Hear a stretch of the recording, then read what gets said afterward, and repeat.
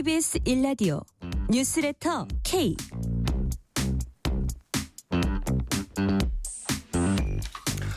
안녕하세요. 뉴스레터 K 진행하는 전종철입니다. 여야가 지난 정부에서 거부권이 행사됐던 상법 개정안에 대해서 전격 합의했습니다. 여야는 가장 큰 이견을 보였던 3% 룰과 관련해서 사회 이사를 감사위원과 분리 선출하는 것에 있어 3% 룰을 적용 보완하는 것까지 협의 처리하기로 했습니다. 이로써 새 정부 들어서 처음으로 여야가 합의한 1호 법안이 나왔습니다. 심우정 검찰총장은 오늘 퇴임식에서 검찰의 잘못된 부분을 고치는 것을 넘어서 국민의 기본권 보호를 위한 필수적이고 정상적인 역할까지 폐지하는 것은 옳지 않다면서 정부의 검찰개혁에 우려의 목소리를 냈습니다. 김병기 민주당 원내대표는 개혁 대상이 개혁을 걱정한다면서 심 전 총장은 수사에 성실히 협조하기 바란다고 비판했습니다. 정치 토크 코너에서 핵심 현안 자세히 분석합니다. 이재명 정부는 세계 3대 AI 강국을 목표로 세웠습니다. 그 실현 가능성과 과제는 무엇인지 인터뷰 코너에서 강정수 블루닷 AI 연구소장과 짚어봅니다. 오늘 내란 특검이 한덕수 전 국무총리와 안덕근 산업통상자원부 장관을 소환했습니다. 김건희, 최상병 특검도 현판식을 열고 본격적 수사에 착수했습니다. 법이 된 성배 코너에서 자세히 짚어봅니다. 뉴스레터 K 지금부터 시작합니다.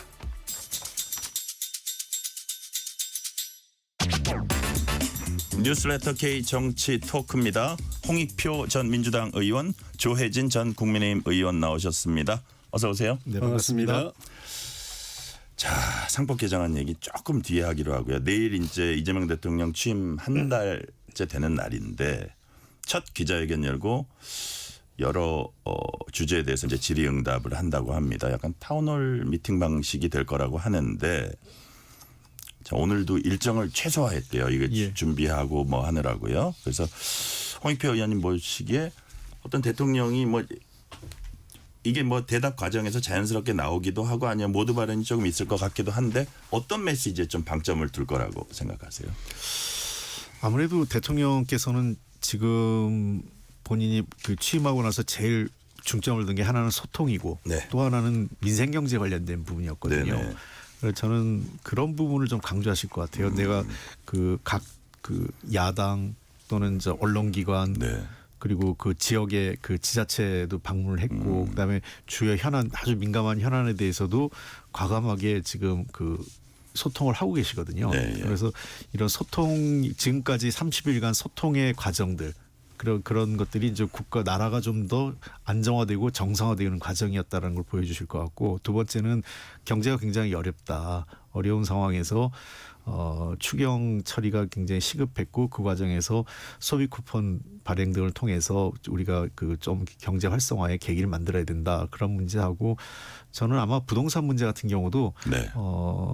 가감 없이 말씀을 하실 것 같아요. 그러니까 상황이 어떻다라는 거. 그래서 다소 국민들에게 불편이 될 수 있지만 불가피한 조치가 있었다 이런 측면에서 네. 정부의 조치들에 대해서 어떤 뭐 숨기거나 또는 뭐 그냥 이 어설프게 그냥 넘어가려는 게 아니라 정확하게 왜 그렇고 다소 국민들에게 불편이 있지만 최선을 다하고 있다 이런 모습을 보이는데 주력하실 것 같습니다. 네. 조희진 의원님 어떻게 전망하세요? 그 인수위가 있었으면 인수위 기간 중에 새 정부의 방향성에 대해서 국민들에게 충분히 설명하고 이해시키고 또 공감을 확보하는 일이 가능한데 네. 그게 없이 바로 그 임기에 들어갔기 때문에 1차적으로는 그 새 정부의 국정 운영 방향, 지표 또 비전 본인이 공약한 것 중에서 또 이제 주요 사업들, 정책들 그런 것을 설명하고 조금 더 구체적인 그 실행 방안 같은 것이 있으면 또 이제 제시하고 하면서 국민들의 기대와 공감 또 지지를 모으기 위한 것이 아닌가 하는 생각이 듭니다. 네. 그중에서는 아무래도 말씀하신 것처럼 국민이 제일 그 피부로 중요하게 느끼는 것은 경제이기 때문에 경제를 어떻게 살려낼 것인가, 경기를 어떻게 다시 부양을 시킬 것인가, 또 민생을 어떻게 안정시킬 것인가 이런 부분하고 거의 연결되어 있는 이제 통상 문제라든지 또 외교안보 기조, 남북 문제 이런 거에 대해서도 국민들 관심이 있으니까 새 정부가 윤석열 정부하고 어떻게 어느 정도로 바뀌는지 좋은 쪽이라든 나쁜 쪽이라든 이제 양쪽에 다 관심들이 있기 때문에 거기다가 이제 당면한 검찰 개혁이라든지 뭐 개헌에 대한 국민들의 관심도 또 있지 싶어요. 워낙 네. 많이 논의가 된 것이기 네. 때문에 그런 큰 아젠다에 대한 본인의 구상을 밝히는 자리로 만들지 않을까 싶습니다. 하나 더 질문을 드리면 예. 만약에 기자로서 그 취임 한 달 기자회견에 참석을 하신다면 예. 내가 요 질문은 꼭 하겠다 싶은 거 있으세요? 기자들은 이 질문 못 할 겁니다. 근데 어떤 질문이요? 정치인으로서 꼭 예. 진짜로 예. 묻고 싶은 거는 미뤄진 재판들을 임기 마치고 받으실 건지 네. 아니면은 기자들이 당연히 할 것 같은데 그 얘기를 안 한다고요? 아, 그래요? 예, 그럼요. 그럼 다행이네요. 기자들 너무 우습게 보시면 안 돼요. 왜냐하면 타운홀 미팅처럼 한 게 예. 저는 의도가 있다고 보기 때문에 좀 이렇게 약간 뭐라 그럴까 좀 그러니까 질문 답변보다도 본인이 주도하면서 사회를 보다시피 보듯이? 하면서 거꾸로 기자에게 질문을 던지기도 하는 게 가능한 게 타운홀 그렇죠. 미팅 방식이거든요. 정치 기자회견은 그런 건 없잖아요. 뭐 질문 받고 답변만 해야 되는 그렇죠. 것인데. 그래서 그런 분위기 되면은 이런 부담스러운 질문 잘 못하게 되고. 임기 이후에 재판을 받으실 겁니까? 이거요. 예. 예. 그러니까 그 전에 지금 민주당에서 추진하고 있는 거는 그런 사법 리스크들을 임기 중에 다 지우는 걸 지금 일단 그 재판을 미뤘고 네. 그 다음에는 법 개정을 통해서 우리 정성호 법무부 장관 후보자도 이야기했다시피 네. 법 개정이 일단은 대통령으로 당선됐기 때문에 국민들이 대통령으로 당선시키는 그 투표 과정에서 네. 사법 리스크에 대해서는 사실상 면제를 해줬다라고 하는 취지로 이야기를 하더라고요. 네. 그래서 공소 취소해야 된다. 정성호 법무장관 후보자가 그 얘기했습니다. 예, 대통령으로 국민들이 뽑아준 걸 세서 사실상 그거는 그 정책 사면이 이루어졌기 때문에 공소 취소해야 되고 또 법이 바뀌면은 또 공소 취소해야 되는 부분도 있습니다. 그런 부분 진짜 그렇게 하실 건지 그래서 임기 마치고 나면 그 다 털고 면제된 상황으로 가실 건지 아니면 그대로 보류시켰다가 임기 끝나면 그대로 이제 당당하게 또 받으실 건지. 네. 왜냐하면 그게 5년 임기 국정 운영하고 가장 크게 밀접하게 국정의 운영 방식이라든지 또 성패하고 가장 긴밀하게 연결되어 있는 이슈이기 때문에 네. 말을 안 해도 결국 영향을 줄 수밖에 없는 이슈라서 그렇습니다. 네. 홍익표 의원님, 이게 이제 뭐 지금은 어쨌든 정부 여당 입장에서 보면 경제 활성화, 서민 중산층 생활 향상 뭐 이런 것에 집중을 해야 된다 이런 얘기를 하실 텐데 지금 조희진 의원님이 말씀하신 게 가장 예민한 문제예요, 사실은. 그리고 지금 뭐 법원에서 이렇게 뭐 저 재판 중단하고 그다음에 법무장관 후보자 얘기 나오는 거 보면 아, 이게 5년 임기 동안 그 여지를 없애지 않을까 이런 좀 그 시선도 있는데 어떻게 얘기 나온 김에 그 부분은 어떻게 보십니까? 글쎄요. 그 부분은 좀 더 신중하게 접근하실 것 같아요. 그래요? 예, 네, 이미 네. 대통령께서 이미 그 문제 갖고 너무 서두를 필요 없다라고 얘기해서 다 지금 일단은 중단돼 있잖아요. 네네. 사실상 일단은 그 재임 중에 공판이나 이런 게 진행될 가능성은 없고요. 그 헌법 84조에 따라서 중 상태니까 그것은 뭐 대통령 재임 중에 조금 더 깊이 그다음에 국민 여론을 들어가면서 또 법적인 의견도 들어가면서 판단하실 문제 아닐까 이렇게 보고요. 어떤 질문 하실 것 같아요? 저는 그래도 대통령에 대한 질문이라면 역시 외교안보 현안이 중요한 것 같아요.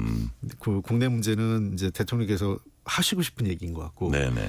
외교안보 현안이라는 게 당장 한미 정상회담과 관련된 내용들, 그러니까 시기, 방식, 뭐 이런 그다음에 주요 현안. 네. 특히 국민들께서 지금 많이 불안해하고 계신 게 지금 미국, 일본도 지금 두들겨 맞았잖아요. 예. 쌀하고 자동차 문제에서. 네. 그래서 이제 관세 협상 문제, 또 우리는 또 주한미군 방위비 분담금 문제도 있고요. 또 최근에 미국이 그 나토에서도 공공연하게 압박을 했던 GDP의 5%를 국방비를 해라. 우리나라는 지금 상대적으로 조금 높은 편이긴 하지만 2.8%란 말이에요. 네네. 그럼 추가적으로 2% 이상은 올려야 된다는 얘기인데 이런 것들에 대해서 어떻게 해야 될지 거기에 이제 파생되는 추가적인 질문이 미중 관계 속에서의 한국의 어떤 방향, 외교의 진로 네. 어떻게 해야 될 건지 하는 문제 또 거기에 남북 관계 남북관계 개선에 대해서 어떤 방향으로 추진할 거냐. 새로 정동영 신임 통일부 장관 후보자까지 했는데 그럼 남북관계 돌파구를 어디서 할 거냐. 명칭 얘기도 또 나올 것 같아요. 그렇죠. 예, 그 통일부 개편 얘기까지 등등 이러한 외교 안보 현안에 대해서 좀 의외로 우리나라 기자분들이 외교 안보 현안 질문을 잘 안 하세요. 왜냐하면 이게 정치부 기자들이 많다 보니까 정치 현안들은 많이 하는데 그 국제부나 이런 외교안보 현안 기자들은 그 대통령실 취로를 잘 안 하니까 그렇죠. 상대적으로 외교안보 현안에 대한 질문은 그때 뭔가 이슈가 아닌 상태에서는 잘 질문 안 하더라고요. 그러니까 어쨌든 이거 우리 국가의 운명을 좌우할 수 있는 외교안보 현안에 대해서 좀 깊이 있게 물어보겠다는 말씀이시고요. 자, 이제 법사위 소위에서 여야가 상법 개정안 합의했습니다. 자, 최대 주주 특수관계인 의결권 3% 제한하는 조항 거기까지 합의를 했다는데 홍익표 의원님 이건 뭐 보완 적용하는 것까지 합의했다 그런데 이게 보완을 어떤 방식으로 할 수 있는 겁니까? 지금 이제 5가지 그 이슈가 있지 않습니까? 그러니까 그러니까 주주 충실, 그러니까 회사 충실에다가 주주 충실을 한다. 그래서 이거를 아마 일부 약간 얘기가 나오는 게 개별 주주라는 혼동이 있을 수 있기 때문에 전체 주주 뭐 이렇게 개정한 얘기가 나오고 있어요. 뭐 크게 차이가 없을 거로 보입니다. 그거는요. 두 번째 전자주주총회 문제는 이건 다 이견이 없었다고 그러는 것 같고요. 그다음에 그 집중 투표제를 강화하자 이것도 제가 보기엔 이견이 없는 걸로 알고 있어요.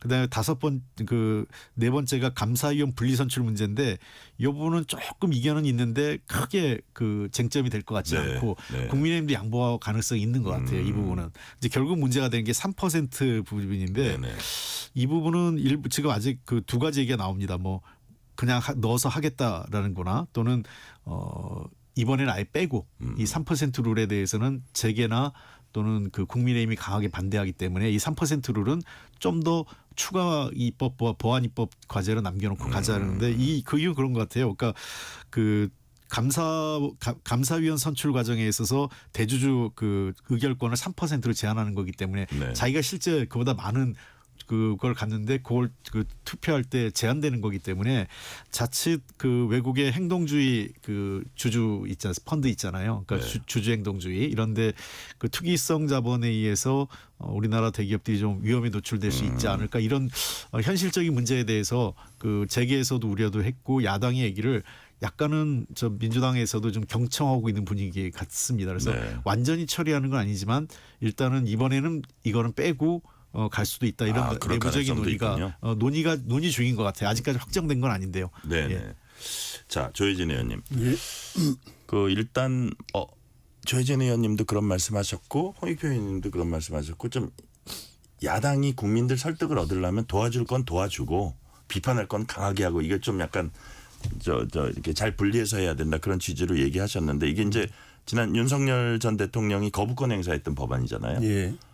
야당이 이렇게 이거는 같이 좀 논의를 거쳐서 통과시켜야겠다고 좀 선회한 이유가 뭡니까? 직접적인 거는 이 상법 개정을 1,400만에 이르는 이제 개미 투자자들이라고 일컬어지는 소액 주주 투자자들이 동의를 하고 있다는 게 제일 직접적인 이유였던 것 같아요. 뭐 적은 숫자가 아니어서 그것인데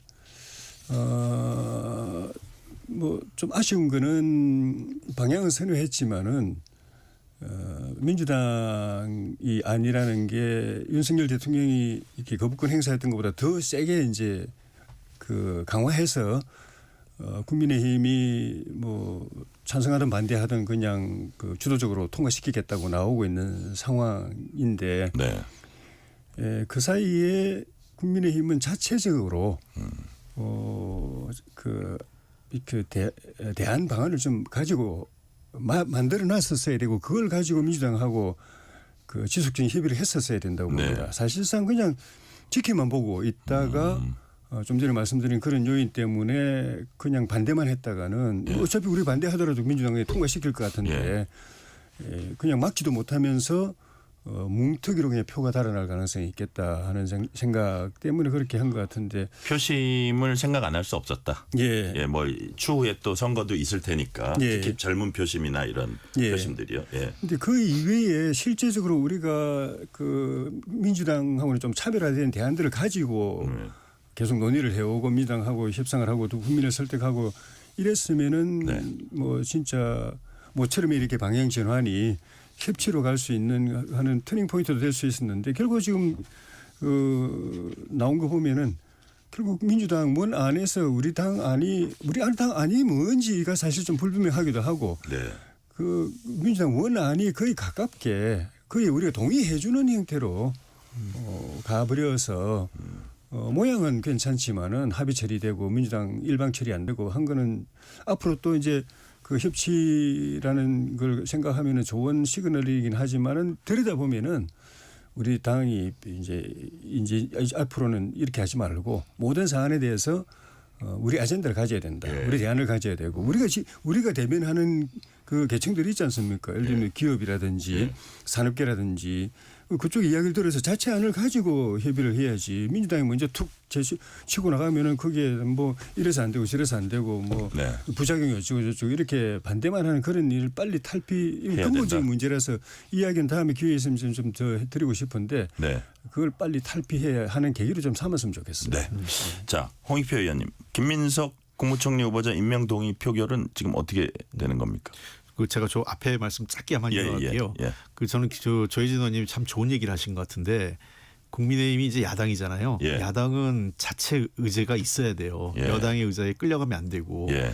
그러니까 오랫동안 그 상법 개정안에 대해서 자본시장법 개정을 하자 얘기했잖아요. 예. 그럼 구체적인 내용을 얘기해서 준비했었어야 됩니다. 근데 구체적인 준비 내용이 없으니까 마치 상법을 반대하기 위해서 자본시장법 개정안을 그냥 뭐 약간 뭐랄까 명분상 가져온 모양새가 있잖아요. 구체적으로 자본시장법의 어떤 부분을 개정하면 이번에 민주당이나 여당이 그러니까 정부 여당이 하려는 상법 개정안과 동일한 효과가 있다라는 거를 보여줬어야 되는데 그러지 못한 점을 지적하신 것 같아요. 저는 그걸 굉장히 그 유의해서 들었으면 좋겠다 생각하고요. 네. 내일 이제 일단 민주당은 김민석 국무총리 후보자 인준을 하려고 할 생각이고 뭐 국회의장도 그 현재로서는 그 협조해 주실 것 같아요. 네. 그래서 저는 일단은 내일 아마 통과에는 큰 문제가 없을 것 같습니다. 그 대부분의 개혁신당 이준석 대표가 있는 개혁신당 정도를 빼놓고는 나머지 야당도 다 협조해 줄 가능성이 높고요. 그런 네. 측면에서 문제는 없는데 만약의 경우 한 번 정도 민주당이 참는다 해도 4일을 넘지는 않을 것 같아요. 그러니까 이번 주를 넘길 것 같지는 않다. 그렇습니다. 그러니까 네. 내일 처리하느냐 아니면 내일 모레 처리하느냐 그 정도 차이지 일단은 내일을 목표로 해서 그러니까 민주당 입장에서는 여러 가지 지금 걸려 있잖아요. 추경 처리안하고 상법 문제하고 이게 다 협의가 잘 돼서 한꺼번에 혹시라도 한꺼번에 다 같이 처리할 수 있다면 하루 정도는 참을 수 있는 여진이 있다 보입니다. 그런데 그렇다 하더라도 이번 주 4일을 넘기진 않을 것 같습니다. 네. 조희진 의원님, 예. 지금 국민의힘에서는 이제 더 이상 할 게 있습니까? 여기에 대해서 계속 뭐 나경원 의원이 로텐더 농성도 하고 있는데 그다음에 그 뭐 현장 의총을 용산에서 하기도 했잖아요. 예. 그냥 어쨌든 표결은 어떻게 뭐 불참하게 되는 겁니까? 어떻게 될 것 같아요? 뭐 다른 현안들하고 패키지로 해서 뭐 전체적으로 합의 처리하는 방식으로 만약에 그런 극적인 합의가 된다면은 표결에 참여해서 반대할 수는 있겠지만 지금 분위기로는 참여하기 어려운 분위기 아닌가. 그래요. 근본적으로 임명 동의 표결은 참여하기 어려워 보인다. 지금 당내 분위기 좀 그런 것 같고. 네. 근데 어차피 그렇게 하더라도 이제 통과는 될 텐데. 여론조사를 보면은 반대하는 여론도 꽤 있거든요. 네. 인준 반대하는 여론도 꽤 있고 그거는 우리 야당으로서 또 대변해야 될 부분이기 때문에 뭐 그 대통령실 앞에 가서 회견도 하고 나경원 의원 개인 농성도 하고 이렇게 되어 있는데 만약에 민주당 단독으로 처리 인준한다면은 일단 모양이 별로 좋지 않고. 청문회 과정에서 국민들이 지켜봤을 때 좀 의혹스러운 것들이 깨끗하게 정리가 안 된 상황이고 하기 때문에 나름 좀 정치적 부담을 지고 취임을 하게 되고 대통령도 새 정부의 첫 인사를 부담을 갖고 하게 되는데 만약에 그렇게 해서 취임을 하게 된다면 그 이후에 새 총리가 얼마나 리더십을 발휘해서 좋은 성과를 내느냐 여부가 이번에 이렇게 그냥 그 묻어두고 간 이들이 다시 또 이제 불이 지펴지느냐 아니면 그냥 다시 이제 정리돼 가느냐 그 여부가 거기서 결정이 될 수도 있다고 봅니다. 네. 심우정 검찰총장이 오늘 퇴임식 갖고 물러났습니다. 퇴임사에서 검찰의 공과 역할에 대해서 비판이 있을 수 있다. 그러나 잘못된 부분 고치는 걸 넘어서서 국민 기본권 보호를 위한 필수적이고 정상적 역할까지 폐지하는 건 국민과 국가를 위해서 옳은 길이 아니다. 국가 미래 보고 신중히 결정해야 한다. 자, 어떻게 보면 뭐 수사권, 수사 기소 분리 뭐 이런 검찰 개혁 전반을 에둘러서 비판한 게 아닌가 했고 여기에 대해서 김병기 원내대표가 이제 개혁 대상이 개혁 걱정한다. 수사에나 협조하라는 이제 멘트를 했는데 어쨌든 심우정 검찰총장의 멘트는 여기 홍익표 의원님은 어떻게 보셨어요? 그냥 그 뭐라 할까요? 마지막 검찰총장이 될 수도 있는데 검찰총장으로서의 그 뭐 마지막 자존심이랄까 뭐 그런 것 같아요. 느낌상은. 네네. 그러나 검찰에 대한 국민의 눈높이 또는 국민이 지금 검찰을 어떻게 바라보는지 이런 거에 대해서 한번 여론을 들어봤는지 싶어요. 그러니까 지금 검찰에 대해서 굉장히 많은 불신과 또 검찰에 대한 그 개혁은 불가피하다, 그 수술이 불가피하다 이런 얘기들을 하고 있어요. 거기에 책임이 제일 큰 사람 중에 하나입니다, 사실은. 그러니까 어떤 의미에서는 이제 와서 뭐 자기 자존심 하나 지키면서 그냥 자기 그 조직의 수장 자리를 떠나는, 물론 뭐 제가 보기엔 여러 가지 수사도 진행되고 있기 때문에 자리를 더 유지하기도 어려웠을 거예요. 그럼에도 불구하고 나가면서 이런 식의 얘기를 하는 거는 저는 시대 상황에도 안 맞고 지금 검찰이 직면한 위기, 그다음에 남아있는 검찰 후배들이라든지 또는 검찰 가족들을 생각했을 때 상당히 무책임한 퇴진이다 이렇게 보입니다. 네. 자, 시간 관계상 다른 질문으로 넘어갈게요. 예. 자, 조혜진 의원님께 이 질문 먼저 드릴게요. 정성호 법무장관 후보자가 수사 기소 분리 또 검찰이 집중된 권한 재배분 관련해서 어느 정도 국민적 공감대가 있는 걸로 보인다. 검찰 해체라는 표현 적절치 않다. 국민 눈높이에 맞는 개혁을 해나가겠다. 이 정성호 의원이 상당히 합리적이고 이런 여야에 좀 정평이 있는 분인데 또 법안은 국회에서 만드는 겁니다. 네. 정성호 법무장관 혼자 마음대로 사실 되는 것도 아닐 거예요. 본인이 이렇게 뭐라 그럴까 오케스트라를 하기는 하더라도 자, 어떤 검찰 개혁을 정청래 의원 같은 경우는 2달 안에 해치울 수 있다고 얘기했거든요. 추석 전에 이 검찰 해체 소식을 전해드리겠다는 얘기도 했는데 어떻게 전망하세요? 일단 기소권 수사권 분리는 되는 방향으로 가지 않을까. 그러니까 기존 검찰 입장에서 볼 때는 수사권이 박탈되는 결과라고 볼 수 있죠. 몇 년 전에 민주당 주도로 해서 검수완박을 했지만 완전한 박탈은 못했잖아요. 한 6개 정도의 주요 범죄는 검찰이 계속 수사권을 가지고 있었으니까 이번에는 그것까지 이제 다 드러내고 기소만 하게 하는 이제 기관을 만들겠다는 것이죠.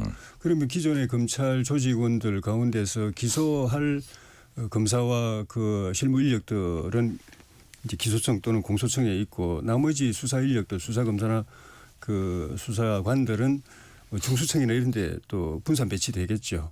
그러니까 그 사람들이 옷 벗고 어디 나가는 건 아니죠. 그렇지만 쪼개지는 거죠. 기능이 분리되는 거고. 이거는 어떻게 보면 자업자득인 측면이 있죠. 분명히.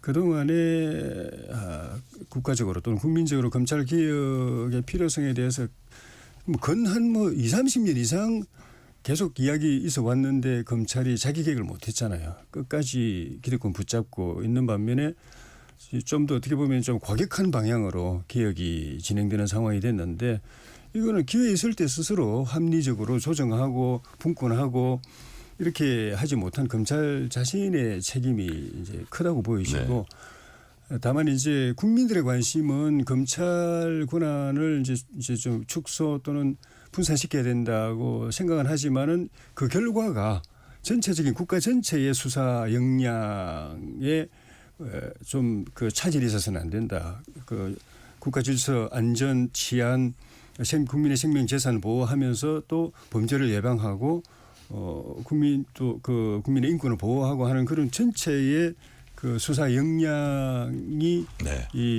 그 약화된다면은 그거는 국가적으로도 손해고 국민들에게도 손해이기 때문에 그거를 어떻게 잘 설계해낼 것인가 하는 네. 부분이 이 대통령의 지휘하에 그 밑에 이제 신임 법무장관과 민정수석 또 기타 이런 사람들이 또 저 당정대가 조율을 할 텐데 그 설계가 어떻게 원만하게 이루어지느냐에 따라서 검찰 개혁이 연착륙할 수도 있고 지난번처럼 뭐 과격하게 금수완박을 했는데 그건 실패라고 대부분 다 생각을 하니까 그런 결과로도 갈 수 있기 때문에 그 과정이 굉장히 중요하다고 봅니다. 네. 홍익표 의원님, 그러니까 이게 민주당이 검찰에 대해서 검찰 수사에 대해서 이제 솔직히 맺힌 게 있기 때문에 약간 징벌적 개혁으로 갔을 때 이게 부작용이 나타날 수 있다는 그런 우려가 하나 있고 지금 조혜진 의원님 말씀하신 것처럼 사실 이제 형사사법 시스템이라는 거는 범죄로부터 국민을 보호하는 기능이 가장 중요하잖아요. 그게 결국은 수사 역량의 얘기인데 그런 부분이 잘 지켜지면서 갈 수 있는 해법을 마련할 수 있을까요? 예, 그 지금 저 정성호 법무장관 후보자가 네. 두 가지를 얘기했지 않습니까? 해체 아니다. 예. 그다음에 국민의 피해를 최소화 예. 하겠다. 하겠다. 이런 눈높이에 얘기, 맞추겠다. 국민 눈높이에 맞추겠다 이런 건데요. 저는 이거는 정말 윤석열 전 대통령과 한동훈 당시 법무부 장관의 책임이 제일 큽니다. 그때 저희가 검수 완박은 아니고 검경 수사권 일부 조정 분리였지 않습니까? 6개 정도 중대범죄를 놔두고 나머지 조정했고 등이란 걸 하나 남겼어요. 그 등이란 거를 혹시 오해하지 않게 당시 국회의장이 굉장히 장황할 정도로 이 등이라는 것은 그냥 놔둔 거지 다른 수사를 확대하라는 의미가 아니다라고 설명을 다 했습니다. 그럼에도 불구하고 당시 한동훈 법무부 장관이 등이라고 했기 때문에 나머지도 할 수 있다. 그래서 6개 범죄 외에도 나머지 수사도 할 수 있다고 시행령을 바꿔버렸어요. 악용한 거죠. 그러니까 입법 취지란 거, 그러니까 국회가 만든 법의 입법 취지를 정면으로 거스른 거였습니다. 결국 오늘날 검수완박 또는 검찰의 사실상 이제 검찰청은 역사의 뒤안길로 사라지게 될 가능성이 거의 제가 보기엔 99%인데 여기에는 한동훈 당시 법무부 장관 윤석열 전 대통령이 뭐 시체말로 같이 끌어안고 물속에 빠진 거나 마찬가지예요. 저는 검찰 해체란 말은 우리가 쓴 말도 아니기 때문에 기본적으로 조직 개편과 기능 조정입니다. 네. 그래서 검찰 조직은 공소청으로 남고 그다음에 수사를 전담하는 중대범죄수사청이 만들어지면서 거기에 대거 필요한 검사 또는 수사 인력은 그걸로 대거 이관하는 거기 때문에 네. 조직 개편과 기능 분리가 이루어진다 이렇게 보면 될 것 같고요. 국민 피해와 불편을 최소화하는 부분은 결국은 이 과정에서 수사가 지연되거나 부실한 수사가 이루어지지 않도록 최소화시키는 그런 부분을 최소화시키는 거지 않습니까? 정청래, 박찬대 두 당대표 후보자들이 추석 전에 검찰을 폐지하겠다 뭐 네. 이런 얘기를 하는데 법률적으로는 그게 성안이 되더라도 그러니까 통과가 되더라도 통상적으로 그 정성호 법무부 장관 후보자가 얘기한 게 그 부분이에요. 그 일시적으로 없어지는 게 아니라 보통 우리 법률 만들면 6개월 내지는 한 1년 정도의 유예 기간을 네. 둘 수밖에 없습니다. 왜냐하면 현재 진행되는 거를 갑자기 조직 개편할 수 없기 때문에 예산의 문제, 인력을 가르는 문제, 그다음에 여러 가지 또 청을 분리하면 청사 마련 등등의 문제 여러 가지가 실무적인 문제가 있기 때문에 통상의 그 경과 기관을 두게 돼 있습니다. 그래서 법은 뭐 당 대표 후보자가 얘기하는 것처럼 민주당이 추석 또는 뭐 금년 안에 신속하게 하더라도 실제 이 법이 시행되는 시기는 최소 6개월에서 1년 정도가 걸린다. 이거는 뭐 다 알고 있는 내용들 아니겠습니까? 네. 자, 이 시간 교통 상황 알아봅니다. 라디오 교통정보센터 김민혜 리포터 나와주세요. 네, 이 시각 교통정보입니다. 퇴근 시간대를 가까이 하면서 도로 곳곳으로 이동량 빠르게 늘고 있습니다. 우선 경인고속도로 서울 쪽 부평부근 1차로에서는 승용차 사고나 처리하면서 이 서인천 나들목부터 부평 나들목까지 3km가량 정체 이어지고 있고요. 수도권 제2순환고속도로 판교에서 일산 쪽 성남 요금소 부근 1차로에서도 승용차 사고 났습니다. 일산에서 판교 방향은 일산에서 자유로 부근 1차로 2차로에서 장애물을 처리하고 있고요. 이후 노지 분기점부터 송내까지는 12km 주춤합니다. 평택 시흥고속도로 시흥 쪽은 송산 마도 부근 2차로에서도 사고나 처리하고 있고요. 논산 천안고속도로 논산 쪽 차량터널 관리소 부근 1차로에서도 승용차 사고 났습니다. 또 남해 제2지선 서부산 쪽도 서부산 부근 4차로에서도 화물차 관련 사고나 처리하고 있어서 각별한 주의가 필요하겠습니다. KBS 교통정보센터였습니다. 퇴근길 당신과 함께 읽는 세상 이야기 KBS 1라디오 뉴스레터 K 문자 샵 9730 짧은 문자 50원 긴 문자 100원 어플리케이션 콩은 무료 유튜브 KBS 1라디오 계정 채팅창도 열려 있습니다. 실시간 교통 상황 살펴봤습니다. KBS 1라디오 뉴스레터 K 정치 토크 홍익표 전 민주당 의원, 조혜진 전 국민의힘 의원과 얘기 나누고 있습니다. 자, 정성호 법무장관 후보자 얘기 하나 더 해볼게요. 한 얘기 중에 어떤 얘기가 있냐면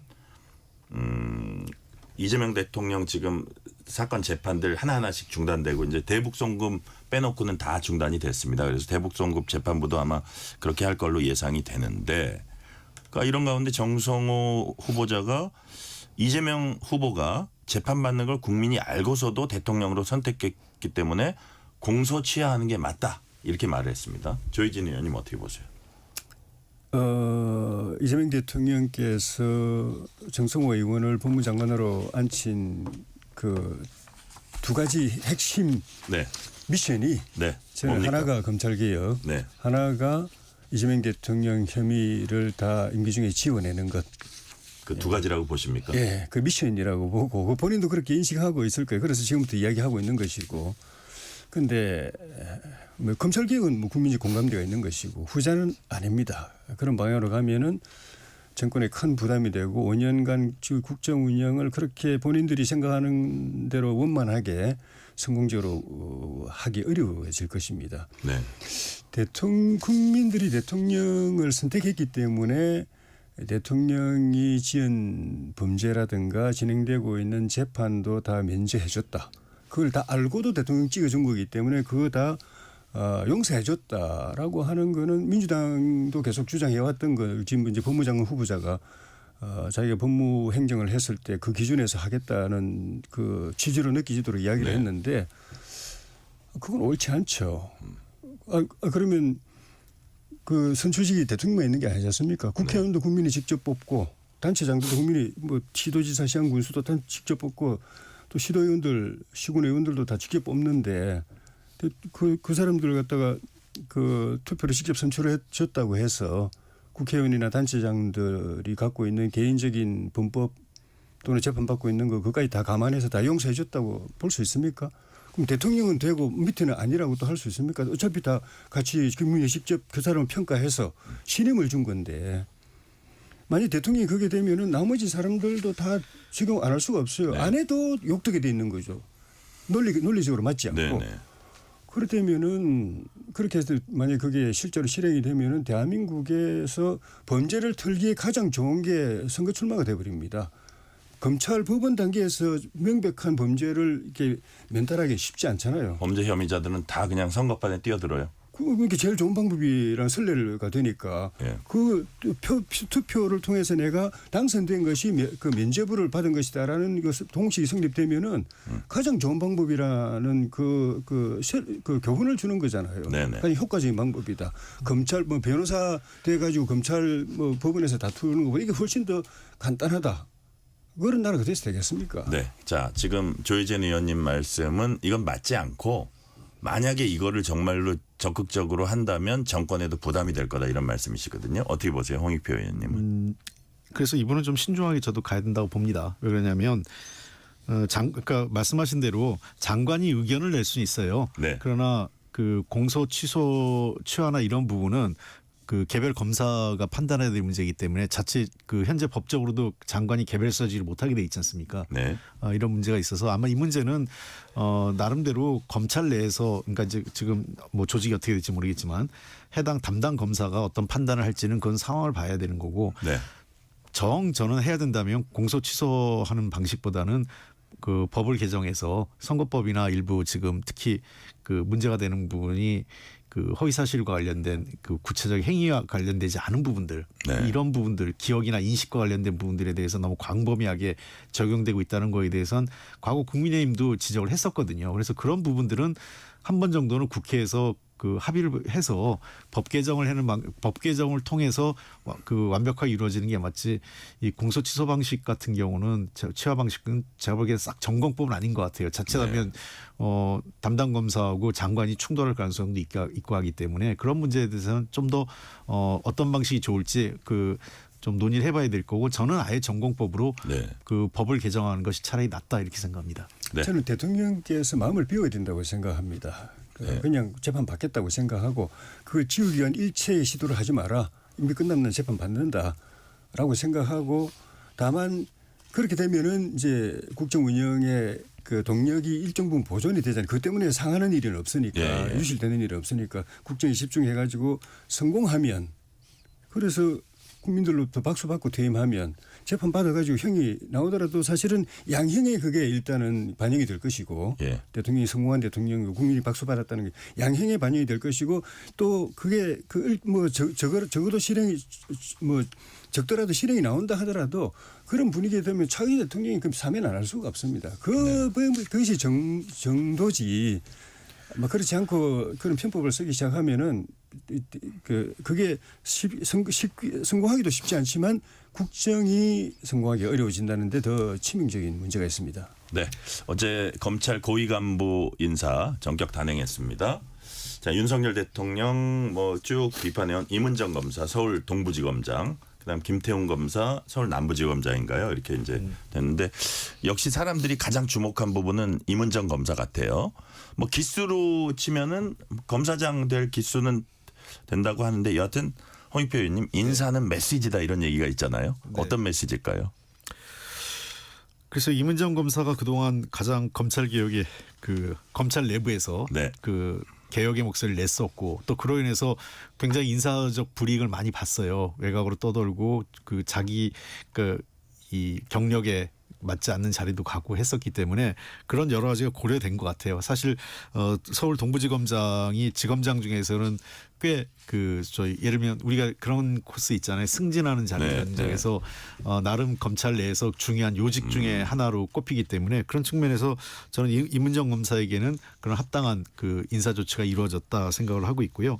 일부 지금 그 서울중앙지검장 네. 지금 정진호 그 검사장이죠. 네. 그다음에 그 대검 차장 그 등등 몇몇 사람들에 대해서 이제 논란이 좀 있는 것 같아요. 과거 윤석열 사단의 일부 아니었느냐. 네. 뭐 일부 부적절한 수사를 했다 이런 논란이 야당 조국혁신당이 또 뭐 세게 이제 비판하고 제고해 있는 것 달라 같아요. 이런 분들 예. 있죠. 근데 어쨌든 뭐 이렇게 그 과거에 무슨 연루됐다고 찻대고 퍼대고 이러면 정말 힘들어지고 또 이게 자칫 아까 얘기한 이 대통령의 뜻은 그게 아니죠. 대통령은 어떤 특정 개인에 대해서 정치적 보복을 하겠다는 게 아니라 검찰이 부적절한 행위 과거에 했기 때문에 검찰 조직에 대한 개편을 하는 건데 어떤 특정 사단에 있었다는 것만 이유로 그 특정인을 빼기 시작하면 그것이 어떤 사적인 감정이 개입했다 이렇게 보일 수도 있기 때문에 대통령께서는 도리어 이런 그 법무부 인사, 검찰 인사와 관련돼서 훨씬 더 그런 부분을 더 경계하신 것 같아요. 그래서 저는 이미 검찰 개혁의 칼날은 그 법무부 장관 그리고 새로 임명될 검찰총장 그리고 대통령실이 쥐고 있는 거기 때문에 또 법은 국회에서 통과되기 때문에 그 조국혁신당이 우려하는 것처럼 중앙지검장이 누가 된다고 해서 그다음에 대검의 요직에 누가 간다고 해서 검찰 개혁이 좌초되거나 그러진 않을 것입니다. 대세가 바뀔 것 같진 않다. 이거고 특히 이제 지금 말씀하신 것 중에 그렇다고 해서 그 대척점에 있던 지난 정부와 대척점에 있던 검사들만 요직에 가면 악순환이 반복될 것이다. 이런 것들도 사실 있거든요. 조혜진 이번 의원님. 검찰 인사는 여야 양쪽으로부터 별로 그렇게 박수를 못 받는 것 같아요. 네. 임원정 검사 임명하는 바람에 그것도 부장검사를 갖다가 차장도 안 시키고 바로 그 검사장 그것도 요직인 동부검사장에다가 임명하면서 야권이 그냥 뚜껑이 확 열려버렸고 네. 그럼 지금 말씀하신 그런 뭐 저 대검 차장이나 중앙지검장이나 이런 한 서너 명 임명한 거는 여권 안에 그냥 완전히 평지풍파가 일어나고 있는 상황이어서 어느 쪽으로부터도 좋은 평가를 못 받는 별로 좋지 않은 대통령이 별로 도움이 안 되는 네. 그런 인사를 해버린 것 같은데 그중에 저희 입장에서는 임원정 검사를 동부지검장에 앉힌 거는 뭐 말도 안 되기도 하지만 일을 잘한 사람이 아니잖아요. 자타공인하는 정치검사인데 후배들도 맨날 선배 당신 검사요. 검사면 일을 해야지 수사를 해야지 맨날 패북질이나 하고 있습니까. 후배 검사들이 공개적으로 그런 이야기할 정도로 일을 제대로 안 하는 일의 영향을 안 보여준 사람이거든요. 그런 사람을 동부지검장에 앉히는 것도 정의롭지도 않지만은 헷갈리는 거예요. 제가 볼 땐 우리 다 지금 검찰이 이제 수사권 없어진다는 거 아닙니까? 근데 동부지검, 남부지검은 중요 사건들 다루는 데거든요. 수사 안 한다고 하면서 거기다가 충성파라고 왜 안 치지? 그게 명함용인가? 다음에 그거 가지고 뭐 이렇게 다음 총선 때 공천 주려고 그러나? 아니면은 수사권을 그대로 유지를 동부지검에서 수사하라고 한다는 겁니까? 네. 그 이해가 또 안 되는 부분도 홍란스러워요. 이게 아까 제가 네, 말씀드렸잖아요. 홍익표 그러니까 이 시행 기간이 6개월에서 1년이 걸리지 않습니까? 그래서 추가 후임 검찰청장도 임명을 하게 될 거예요. 그 다음에 동부지검과 남부지검도 지금 진행되고 있는 수사, 그러니까 새로운 수사는 아니더라도 네. 지금 하고 있는 수사나 또는 재판 과정 절차에 있는 들어간 거는 신속하고 불편 없이 해야지. 그게 정성호 장관이 후보자가 얘기한 국민 불편과 피해를 최소화하는 거다 이렇게 보입니다. 네. 김병기 민주당 원내대표가 검찰개혁 얘기하면서 윤석열 전 대통령을 언급했습니다. 김병기 원내대표 얘기 들어보시겠습니다. 내란의 꿈을 포기하지 않는 윤석열을 당장 재구속하십시오. 어제 내란 수계 윤석열이 특검의 2차 소환에 불응했습니다. 윤석열은 특검이 날짜를 일방적으로 결정했다. 3일에 예정된 형사재판 끝나고 좀 쉬었다 출석하겠다고 했다고 합니다.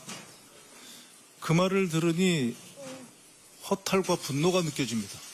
이게 민주주의를 짓밟고 국민을 배신한 사람의 입에서 나올 수 있는 말입니까? 내란 특검은 신속하고 단호한 조치를 취해야 합니다. 수사 지연 전략을 쓰면서 국면 전환을 노리는 윤석열을 당장 재구속해야 합니다. 특검의 수사를 의도적으로 방해하는 변호인들에 대한 법적 조치도 망설이면 안 됩니다. 내란은 끝나지 않았습니다. 자, 조혜진 의원님. 예. 예를 들어서 9시 나오랬는데 10시. 날짜 뭐 1일, 5일. 또 뭐 했더니 9시인가 나가긴 나가겠는데 한 1, 20분 늦을지도 모르고 이런 지하로 가냐 위로 가냐. 그리고 좀 국민들께 소회 뭐 유감이나 이런 것도 없었어요. 어떻게 보셨어요? 어떻게 보면 좀 원래 검찰에서는 흔히 있는 일이지만은 전직 검사들끼리 서로 잘 아는 서로를 잘한다는 게 아니라 수사를 어떤 식으로 하는 걸 수사 요령을 잘하는 검사끼리 아는 선수들끼리 기싸움 하는데 좀 통 큰 기싸움이 아니고 째째한 기싸움으로 보이는 거죠. 아니 나는 뭐 이건 부당한 수사라 받지 못하겠다도 아니고 그 9시가 좋을 것 같은데 뭐 계속 이러니까 국민들이 어떻게 볼까요? 조은석 특검이 성공을 했잖아요. 그냥 소환도 안 하고 바로 체포영장 청구한 게 팍 지고 가겠다는 건데 한번 당했잖아요. 졌잖아요. 그러고 나서 바로 이제 그 30일 날 출석하라고 그랬는데 어쨌든 뭐 그것도 3일 재판이 있으니까 그것 때문에 윤석열 전 대통령 쪽에 밀린 셈이거든요. 결과적으로 5일로 미뤄진 거는 더 이상 미루면 안 되겠다. 이제 더 밀리면 안 되겠다고 생각한 게 저는 9시 건이라고 생각이 들어요. 통상 그냥 뭐 딱 정해진 건 아니지만 통상적으로 소환할 때는 10시쯤에 소환하잖아요. 그런데 굳이 9시에 한 거는 8시쯤에 8시 몇 분에 출발을 해야 되잖아요. 거기에. 보통 10시에 부르는데 9시에 부르는 것 자체가 구기잡기죠. 네. 자, 홍익표 의원님 어떻게 보셨어요? 근데 안 끌려가겠다는 거죠. 한 1, 20분이라도 네가 의도한 대로는 안 끌려가겠다. 약간 기싸움 측면인가요? 기싸움을 본인은 하는 건지 모르겠지만 이게 국민들한테는 어떻게 비춰지겠습니까? 그 내란에 대한 분노 때문에 본인도 탄핵당했고 정권도 바뀌었습니다. 그리고 자기를 대통령 만들어줬던 국민의힘도 지금 나락으로 떨어지고 있고요. 그리고 그동안 겪었던 국민들이 겪은 불편과 피해는 상상할 수 없는데 본인만 그걸 모르는 것 같아요. 저는 시체말로 매를 번다 이렇게 봅니다. 이럴수록. 어떤 사람은 이런 얘기까지 하더라고. 정말 그 신박한 분석인데요. 이를 일부러 구속당하려고 저러는 거 아니냐. 왜냐하면 김건희 씨 불구속시키려고. 그러니까 부부가 같이 구속되는 걸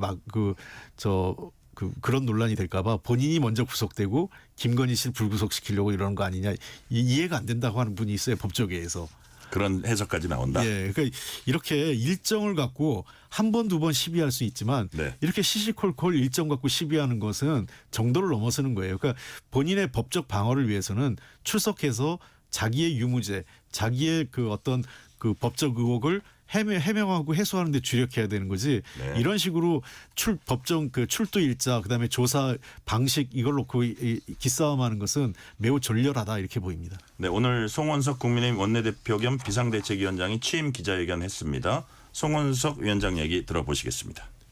국민이 바라는 상생과 협치, 야당이 요구하는 대화와 타협, 의회주의를 지탱하는 견제와 균형의 전면 부정이자 파괴입니다.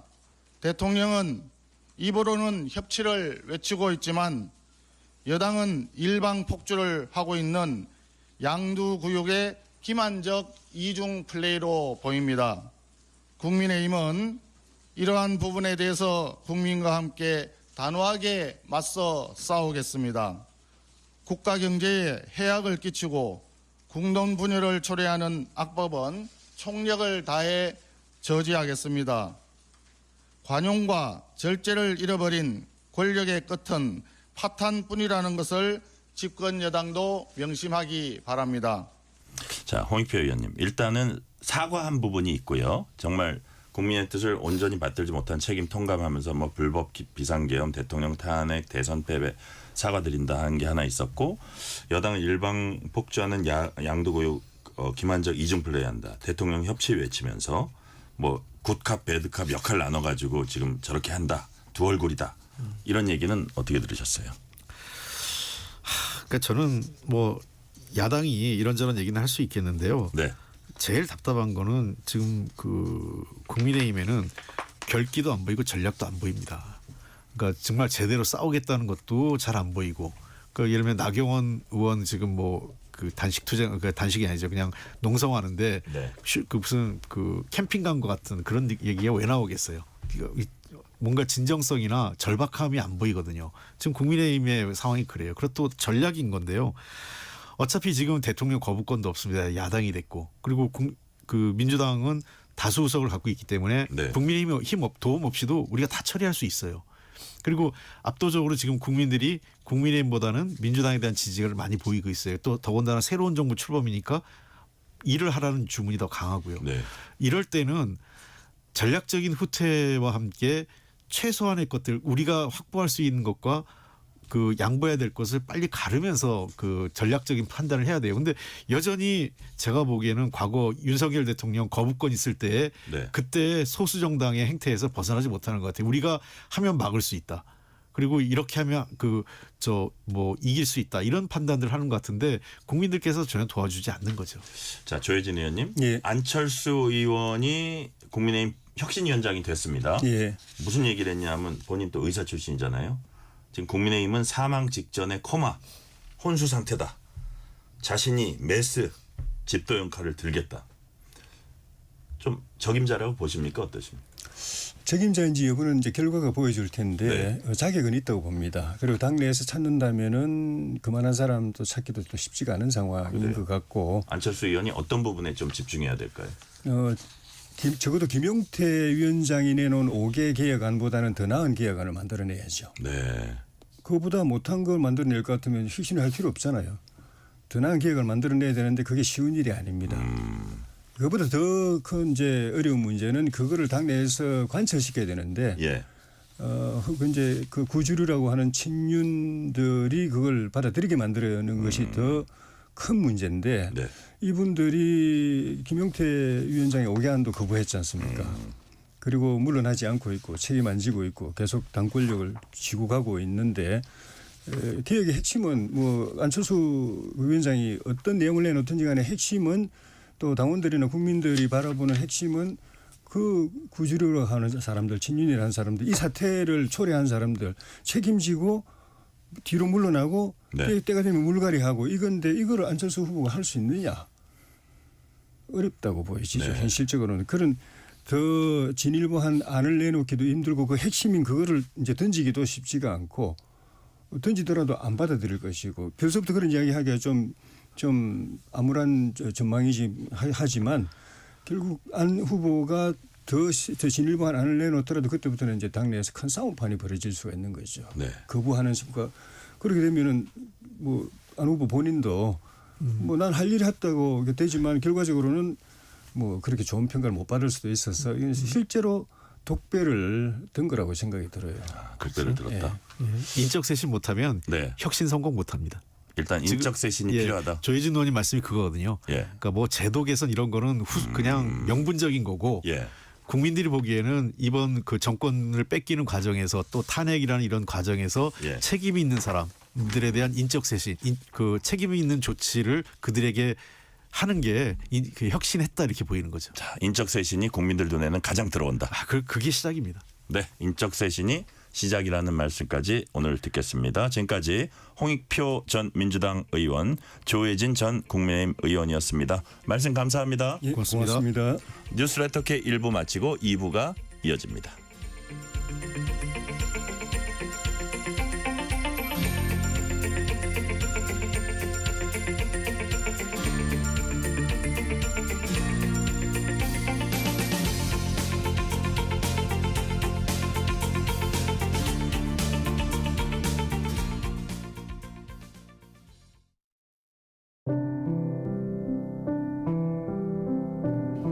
KBS 라디오 연중기획 희망충전 대한민국 645번째 이야기.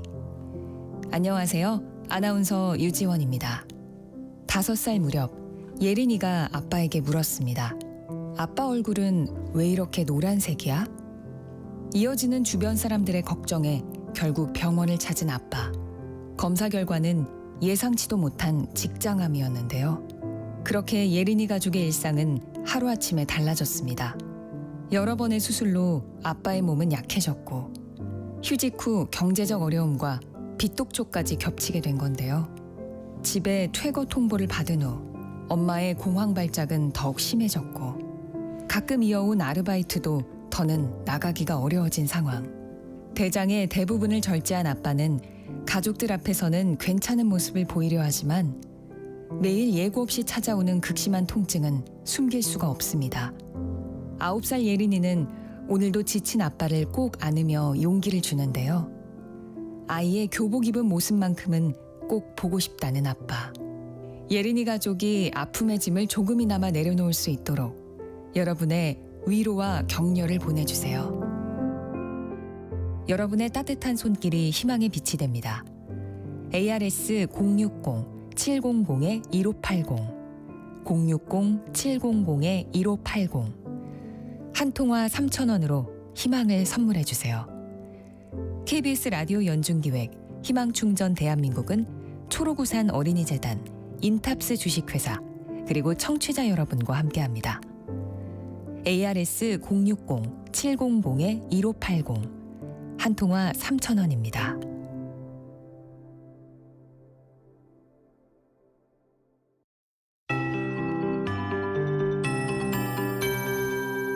KBS 58분 날씨.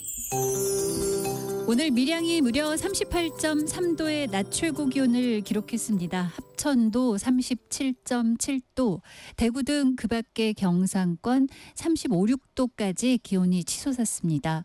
밤새 30도 아래로 밤 기온마저 떨어지지 않았던 강릉도 오늘 36.3도의 낮 기온 보였고 사흘째 열대야가 이어지고 있는 서울도 30.9도까지 기온이 올랐는데요. 어제보다 폭염특보가 더 확대 강화됐습니다. 어제보다 더 달라진 점은 폭염경보가 전국적으로 전국적으로 더 많아졌다는 점인데요. 당분간 전국 대부분 최고 체감온도 33도 이상, 일부 지역 35도 내외로 올라 매우 무덥겠고 내륙과 동해안 중심으로 열대야가 나타나겠습니다. 내일 아침 최저기온 서울 25도 등 전국이 23도에서 28도 분포, 내일 낮 최고기온 서울 32도 등 전국이 30도에서 36도까지 올라서 여전히 무더위가 이어지겠고요. 오늘은 저녁까지 경기 북동부, 강원 영서 북부에 5에서 20mm의 소나기, 또 이들 지역은 내일 새벽부터 아침 사이는 빗방울이 떨어지겠습니다. 소나기는 잠깐 기온이 떨어지겠지만 오히려 습도를 높이면서 더 끈끈하고 후텁지근하게 만들겠고요. 오늘과 내일 대기질 깨끗한데요. 오존 농도가 내일도 일부 서쪽과 남동부 지역이 오후에 나쁘겠습니다. 현재 서울 기온 30.3도입니다. 최영우였습니다.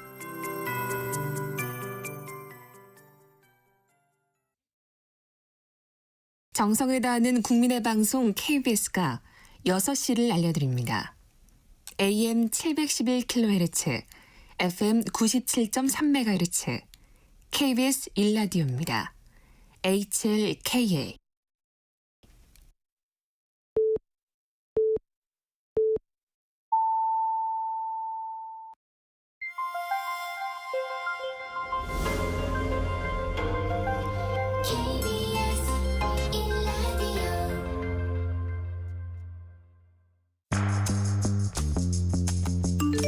여러분은 지금 퇴근길 시사편지 한 장, KBS 1라디오 뉴스레터 K를 듣고 계십니다.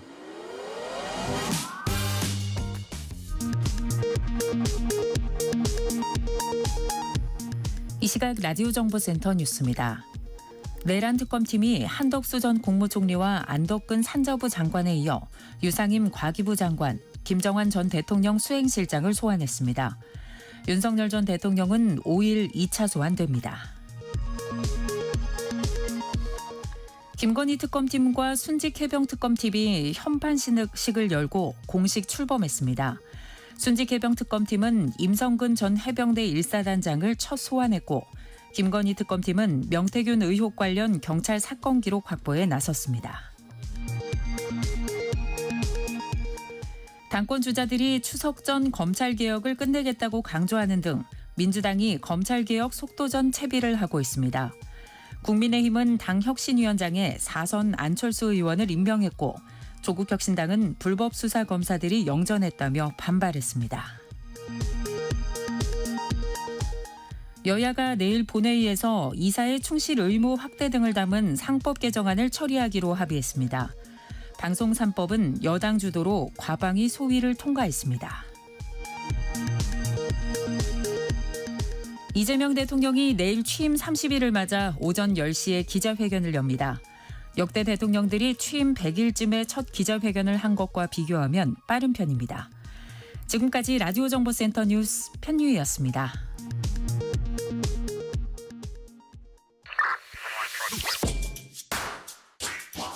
뉴스의 진수를 보여주는 인터뷰, 뉴진수.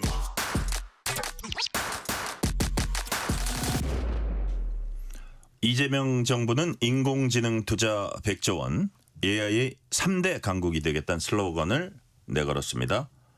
GPU와 같은 AI 인프라 확충에서부터 한국형 LLM 개발까지 AI 산업을 전방위로 육성하겠다는 구상을 갖고 있습니다. AI가 우리 삶을 바꾸고 있는 지금 새 정부의 AI 청사진 그리고 과제를 강정수 블루닷 AI 연구소장과 짚어봅니다. 강정수 소장님 어서 오세요. 안녕하세요. 네. 자, 일단 이 블루닷 AI라는 데는 이게 스타트업이죠. 네네. 창업한 스타트업이고 네. AI 검색 최적화 이 부분을 좀 목표로 해서 하고 있는 회사고 거기에 이제 연구센터장을 네. 우리 강정수 소장님이 맡고 계십니다. 네. 일단 용어가 어렵습니다. GPU, LLM. 사실 몇 년 전까지만 해도 AI가 우리 삶에 이렇게 깊숙이 쑥 들어올 것인가에 대해서 긴가민가하는 사람들이 있었을 텐데 맞습니다. 지금 AI 우리 삶에 얼마나 어디까지 들어와 있습니까? 저희 80대신 저희 어머니도 네. 처음엔 지브리 때문에 나도 그런 부사 갖고 싶다. 카카오톡에 있는 친구들과 같이. 그래서 제가 무료로 가입을 할 수 있다. 돈을 예. 꼭 안 내셔도 된다. 예, 예. 2024년에는 대부분 이제 개발자라든지 흔히 말하는 얼리 어댑터들이 먼저 챗GPT를 쓰고 유료로 썼다라면 그리고 또 무료로 쓴 사람들에게는 단점이 있었어요. 네. 최상위 모델을 주지 않았거든요. 근데 2025년부터 AI가 대중화를 선언하게 되는 거죠. 그래서 무료 이용자도 최상위 모델을 주고 있습니다. 그래요. 그러면서 2월 달에 챗GPT 전 세계 사용자가 무료 사용자가 4억 명이었는데요. 5월 달에 8억 명이 됐습니다. 아, 그래요. 그러니까 대단히 빠른 속도로 지금 아마 이유는 딴 데서 거둘 수 있다고 이제 생각하는 거겠죠. 그렇죠. 이제 뭐 근데 서비스도 되게 다양화시킵니다. 다양화시키고. 우선은 작년 10월에 챗GPT는 이제 검색을 시작했는데요. AI가 이제 검색 서비스가 되어주는 거고 또 많이 쓰는 경우는요. 사람들이 이제 선물 아이디어 찾을 때. 저 같은 경우 이제 조카 선물 뭐 해줄까, 대학 졸업한다는데 뭐 살까. 확실히 큰 도움을 받았습니까? 그럼요. 그리고 제가 뭘 하려고 할 때 그래서 미국에서도요. 네. 다양한 통계에서 나오고 있지만 사람들이 쇼핑을 하기 전에 이 선택의 괴로움이 있잖아요. 뭘 해야 될지. 그러면 AI가 이 흔히 말하는 이커머스 이 사이트에 있는 예. 이용자들의 사용자들의 리뷰, 평가 이런 것들을 다 학습을 합니다. 예. 그래서 전체적으로 이러이러한 평가를 받고 있다고 그러면서 추천을 해주거든요. 그래서 이거를 신뢰하기 시작하면서 이렇게 가지고 하고요. 또 대중적으로 서비스는요. AI 친구 서비스가 되게 인기입니다. 친구 서비스? 네. 그래서 뭐 외로움 속에서 말동무가 되어주기도 하지만 학교 성적 상담이라든지 이성교제 상담이라든지 그리고 뭐 소설 속의 주인공하고 대화를 한다든지 웹툰의 주인공과 대화를 한다든지 과거의 유명한 철학가하고 대화를 한다든지 그리고 요가 선생님 역할도 해주고요. 그리고 명상도 같이 도와주기도 하고 그래서 이러한 친구 서비스도 대단히 인기가 많고요. 검색도 있고요. 요즘은 쇼핑도 미국에서는 시작을 했는데요. 네. 저 대신 해줍니다. 그래요. 네, 제가 만약 유튜브 쇼핑 아이디어뿐만이 아니라 쇼핑까지 해줘요. 그렇죠. 제가 유튜브 영상 보거나 넷플릭스 영화 보면서 어제 먹었던 마라탕 또 먹고 싶어. 그거 너 좀 사와. 그러면 우리가 하는 배달 서비스에 들어가서 본인이 예. 강정수인 것처럼 예. 들어가가지고 저의 아이디어 이걸 가서 저희 카드로 해서 마라탕을 주문해 주기도 합니다. 그래요. 네. 자, 요즘 뭐 챗GPT 스마트폰에서 AI를 대화형으로 지금 말씀하신 대로 이용할 수 있잖아요. 네. 뭐 날씨 물어보고 뭐 간단한 궁금증 요 정도를 넘어서 지금 말씀하신 거 그것만 해도 사실 대단한데 지금 그렇죠. 한 10가지 정도 말씀을 하셨는데 이제는 뭐 생성형 AI라고 해서 그 영역도 많이 확장되고 있잖아요. 네, 맞습니다. 사실 뭐 우선은 코딩을 네. 도와줘서 개발자들이 혼자서 과거에는 30명이 하는 일들을 하게 된다든지. 예. 그래서 마이크로소프트 같은 경우에도 여러분들 아시는 큰 기업이죠. 여기만 해도 전체 25%를 AI가 전체에 들어가는 프로그래밍을 하고 있고요. 구글도 지금 30%를 하고 있고요. 그러니까 이런 식으로 하면서 마이크로소프트는 2030년까지 95%를 다 AI가 개발할 거다. 우리가 여러분들 쓰시는 워드프레스, 엑셀 여기에서 소프트웨어 업데이트에 계속 개발자들이 했던 일들을 AI가 대신하게 될 그 것이다. 직원들 어떻게 되는 거예요? 그래서 지금 마이크로소프트가 직원을 해고하고 있죠. 이미? 네, 그래서 문제가 좀 되고 있고요. 예. 그래서 그런 개발 부분에서도 많이 쓰이고 있고요. 또 미국에서 좀 인기 있는 서비스는 법률 서비스입니다. 네. 여러분들 한번 생각해 보세요. 그러니까 AI 법률 서비스가 나온다고 해서 우리 한국에서 예를 들면 김현장보다 좋지는 않을 거거든요. 거긴 또 관계도 있고 예. 그렇지만 평균 수준을 해주는 거거든요. 그러면 만약에 교통사고 평균 로펌 정도는 할 수 있다. 그렇죠. 그러면 제가 교통사고 접촉사고가 났을 때 층간소음이 생겼을 때 이럴 때 굳이 제가 그 이웃하고 대면하고 뭐 직접 사고 현장에서 뭘 하는 것이 아니라 AI 도움을 받으면 사람이 자신감이 좀 생기잖아요. 네. 법적인 지식을 알게 되고 그리고 검찰에서나 경찰에서 편지가 오면 얼마나 손이 떨립니까. 근데 이런 분들이 그런 AI 도움 받아서 이런 거는 이 정도 수준이고 이 문제는 이렇게 해결할 수 있다고 도움 받으면 변호사를 만나기 전에 네. 이미 좀 불안감들이 해소가 되는 이런 서비스들도 많고요. 그래서 네. 곳곳에 스며들기 시작하고 있습니다. 자, 이재명 대통령은 대선 후보 시절부터 AI 산업 100조 투자를 공약했습니다. 네. 이게 뭐 몇 년간에 걸쳐서 이루어질 일일 텐데 일단 우리가 AI 산업 하는데 그 AI 산업이 어떤 건지 구체적으로 어떤 영역들이 있습니까? 그러니까 AI를 크게 여러분 쉽게 이해하시려면요. 네. 고속도로가 있고 자동차가 있다고 생각하시면 돼요. 네. 고속도로를 놓는 건 우리가 인프라라고 얘기를 하죠. AI도 인프라가 필요하고 네. 그리고 고속도로 위에 달리는 차량들이 또 있잖아요. 네, 네. 이 차량들이 우리가 쓰고 있는 아까 말씀드린 생활 속에 스며들고 있는 AI 친구라든지 AI 검색이라든지 AI 쇼핑이라든지 이런 것들이 차량이 되는 거죠. 근데 고속도로를 놔야 차가 다닐 수 있는 거잖아요. 그렇죠. 네. 근데 이 그리고 예를 들자면 우리가 스마트폰을 쓰고 있는데 차량이 이제 앱과 같은 거고 이 인프라는 스마트폰에서는 우리 SKT라든지 KT라든지 LG U+의 통신망이라든지 네. 여러분들 쓰시는 갤럭시나 아이폰이라든지 이런 단말기가 되겠죠. 이런 인프라를 깔기 위해서 가장 먼저는 전기가 필요합니다. 네. 엄청나게 전기를 많이 필요로 전기 하고 많이 먹어요. 네. 예. 그래서 여기 데이터 센터를 만들어야 되고 여기에 데이터 센터에 흔히 말하는 엔비디아의 GPU, 비싼 GPU, 구하기 어려운 GPU를 해서 데이터 센터를 만들어야 되는 거고 여기에서 다양한 데이터로 뛰어난 인재들이 네.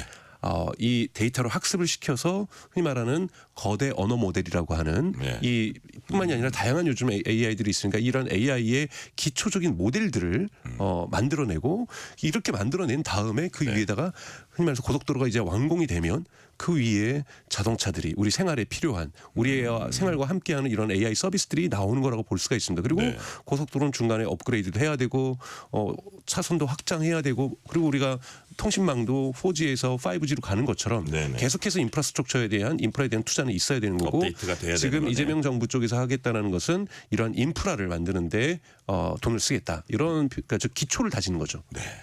아까 이제 얘기하신 거 중에 뭐 몇 가지 말씀하셨으니까 가장 예를 들어 GPU 말씀하셨잖아요. 네. 그래픽 처리 장치 뭐 이렇게 해석이 되는 것 같은데 이걸 5만 대 확보하겠다 하니까 5만 대면 뭐 이게 이 AI 산업을 일으키는 데 있어서 어떤 의미가 있는지 시작의 의미가 있고요. 있어요? 예, 네, 시작한다라는 것이지 이걸로는 되지 않습니다. 여러분 그래요.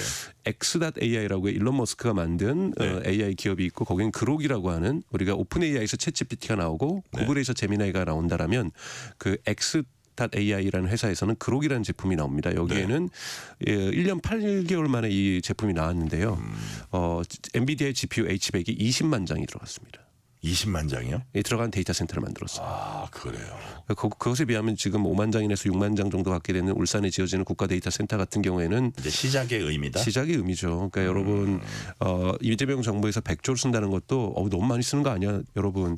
마이크로소프트 그다음에 구글이 있는 알파벳, 그다음에 아마존, 그리고 메타, 인스타그램이 있는 서비스 이 4개 기업이 2024년에 2천억 달러를 AI에 투자를 했고요. 2천억 달러면 우리나라 돈으로 거의 한 260조 아니면 한 300조 정도가 된다고 볼 수가 있고요. 그리고 2025년 올해에는요. 이 4개 기업이 3천억 달러를 씁니다. 아 그래요. 그러니까 그럼 거의 뭐 5천억 달러를 쓴 거죠. 2년 만에. 한 450조 되는 거네요. 그렇죠. 네. 그러니까 이러한 돈을 4개 기업이 쓰고 있다라는 거예요. 그러니까 어마어마한 돈들이 지금 들어가고 있다라는 거고 거기에서 우리가 사실은 출발점 좀 늦었다고 볼 수 있습니다. 근데 저는 나쁘게 보지 않는 것은 결승전이 아직 된 거 출발점 아닐까? 늦었다는 일단 출발은 늦었는데 앞으로 따라갈 수 있는 여력은 있다 이런 거예요. 네. 그것의 초기 동력을 마련하기 위해서 국가가 100조를 투자하는 거고요. 결국 미국도 정부가 투자하는 게 아니라 기업이 하는 거잖아요. 네, 지금 소장님 말씀 들으니까 이 100조로 끝날 문제는 아니다. 아닙니다. 절대 아닙니다. 100조로서 할 수 있는 거는 정말 조금이죠. 요번에 메타에서 AI 인재를 영입하기 위해서 네. 오픈 AI에서 인재를 빼왔어요. 예. 마치 NBA에서 또는 야구에서 프로야구에서 프로축구에서 선수들을 이렇게 교체하듯이 근데 이동 비용만 1억 달러를 줬습니다. 그 개인에게. 1억 달러? 1억 달러면 여러분 1,300억이에요. 아 그래요. 연봉이 아니라 우리 회사로 온다는 기념으로 와주시니까 예. 1억 달러 드리겠습니다. 스카우트 저기네요. 이정료. 네, 그렇죠. 엄청난 스카웃들이 지금 진행되고 있고요. 그러니까 AI의 고급 최상위 인재들은 네. 그 정도의 이정료를 받고 있다라는 거예요. 그러니까 여러분 지금 AI 인재들이 너무나도 지금 부족하고 한국에는 앞으로 들어가야 될 돈들 이런 것들은 사실은 저희가 지금 쉽게 예측할 수 있는 수준을 넘어설 거라고 저는 보고 있습니다. 와 100조 그걸 어떻게 투입하냐 뭐 이렇게 얘기할 계제가 아니라는 얘기시고. 네. 자 아까 이제 거대 언어 모델 LLM. 네. 이거는 어떤 거예요? 거대 언어 모델이라는 건 AI에겐 여러 가지가 있습니다. AI를 네. 우리가 뭐 기계 학습이라고도 얘기를 하고 하는데 여러 모델들이 있는데요. 네. 구글이 2017년에 트랜스포머라는 이름을 명명을 해서 트랜스포머. 네, 예. 그래서 거대 언어 모델이라고 하는 특수한 AI의 어떤 아키텍처 건축물 하나 만든 건데 네네. 이것이 효과가 너무 좋은 거예요. 이것이 성능이 너무 잘 개선이 되고 예. 언어를 번역하고 언어를 이해하고 물론 답을 통계적으로 답변을 주는 거기도 합니다만 여기서 이제 이 자연어를 가지고 이 학습을 한 이 모델이 대단히 좋은 기능을 하게 되는 우리가 지금 네. 여러분들 쓰시는 챗GPT는 다 거대 언어 모델이라고 볼 수가 있습니다. 그래요. 예. 예. 뭐 또는 뭐 요즘 뭐 물리 AI라고 해서 뭐 다른 또 AI 모델들이 있거든요. 예. 월드 모델이라고도 하고 그래서 다양한 모델들이 있습니다. 그 중에 하나의 모델인데 대단히 돌파구가 됐다. 영어로는 브렉스루라고 얘기를 하죠. 돌파구가 챗 GPT 이거는 대표적인 LLM이네요. 네, 언어 모델이라고 볼 수가 있고 구글의 제미나이라든지 뭐 엔트로픽의 클로드라든지 뭐 이러한 모델들은 다 네. 그리고 우리가 여러분 2월달에 선풍을 일으켰던 딥시크 중국의 이런 것도 다 거대 언어 모델이라고 볼 수 있습니다. 네. 그렇군요.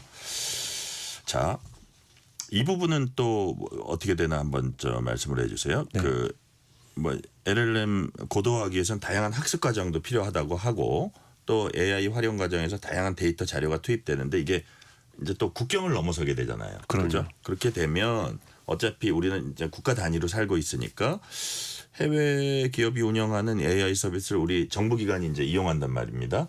우리 거기에는 또 이제 대외비나 아니면 비밀로 보안 서류들이 있고 문서들이 있고 자 이런 부분들을 해외 AI가 들여다보고 학습하게 되고 뭐 소버린 AI라는 말도 나오는데 이건 어쩔 수 없이 불가피하다라는 게 있고 이거 좀 위험한데 시각도 있고 어떻게 보세요?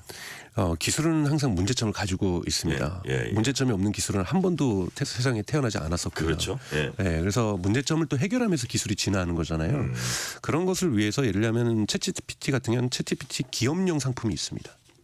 그래요? 네, 기업용 상품은 이제 계약서를 쓰는 거죠. 그러면서 여기에서 물어봤던 데이터는 우리가 물론 약속이에요. 약속은 위반할 수 있죠. 그렇기 때문에 감시하고 규제를 해야 되겠지만 절대로 우리가 가져가지 않는다.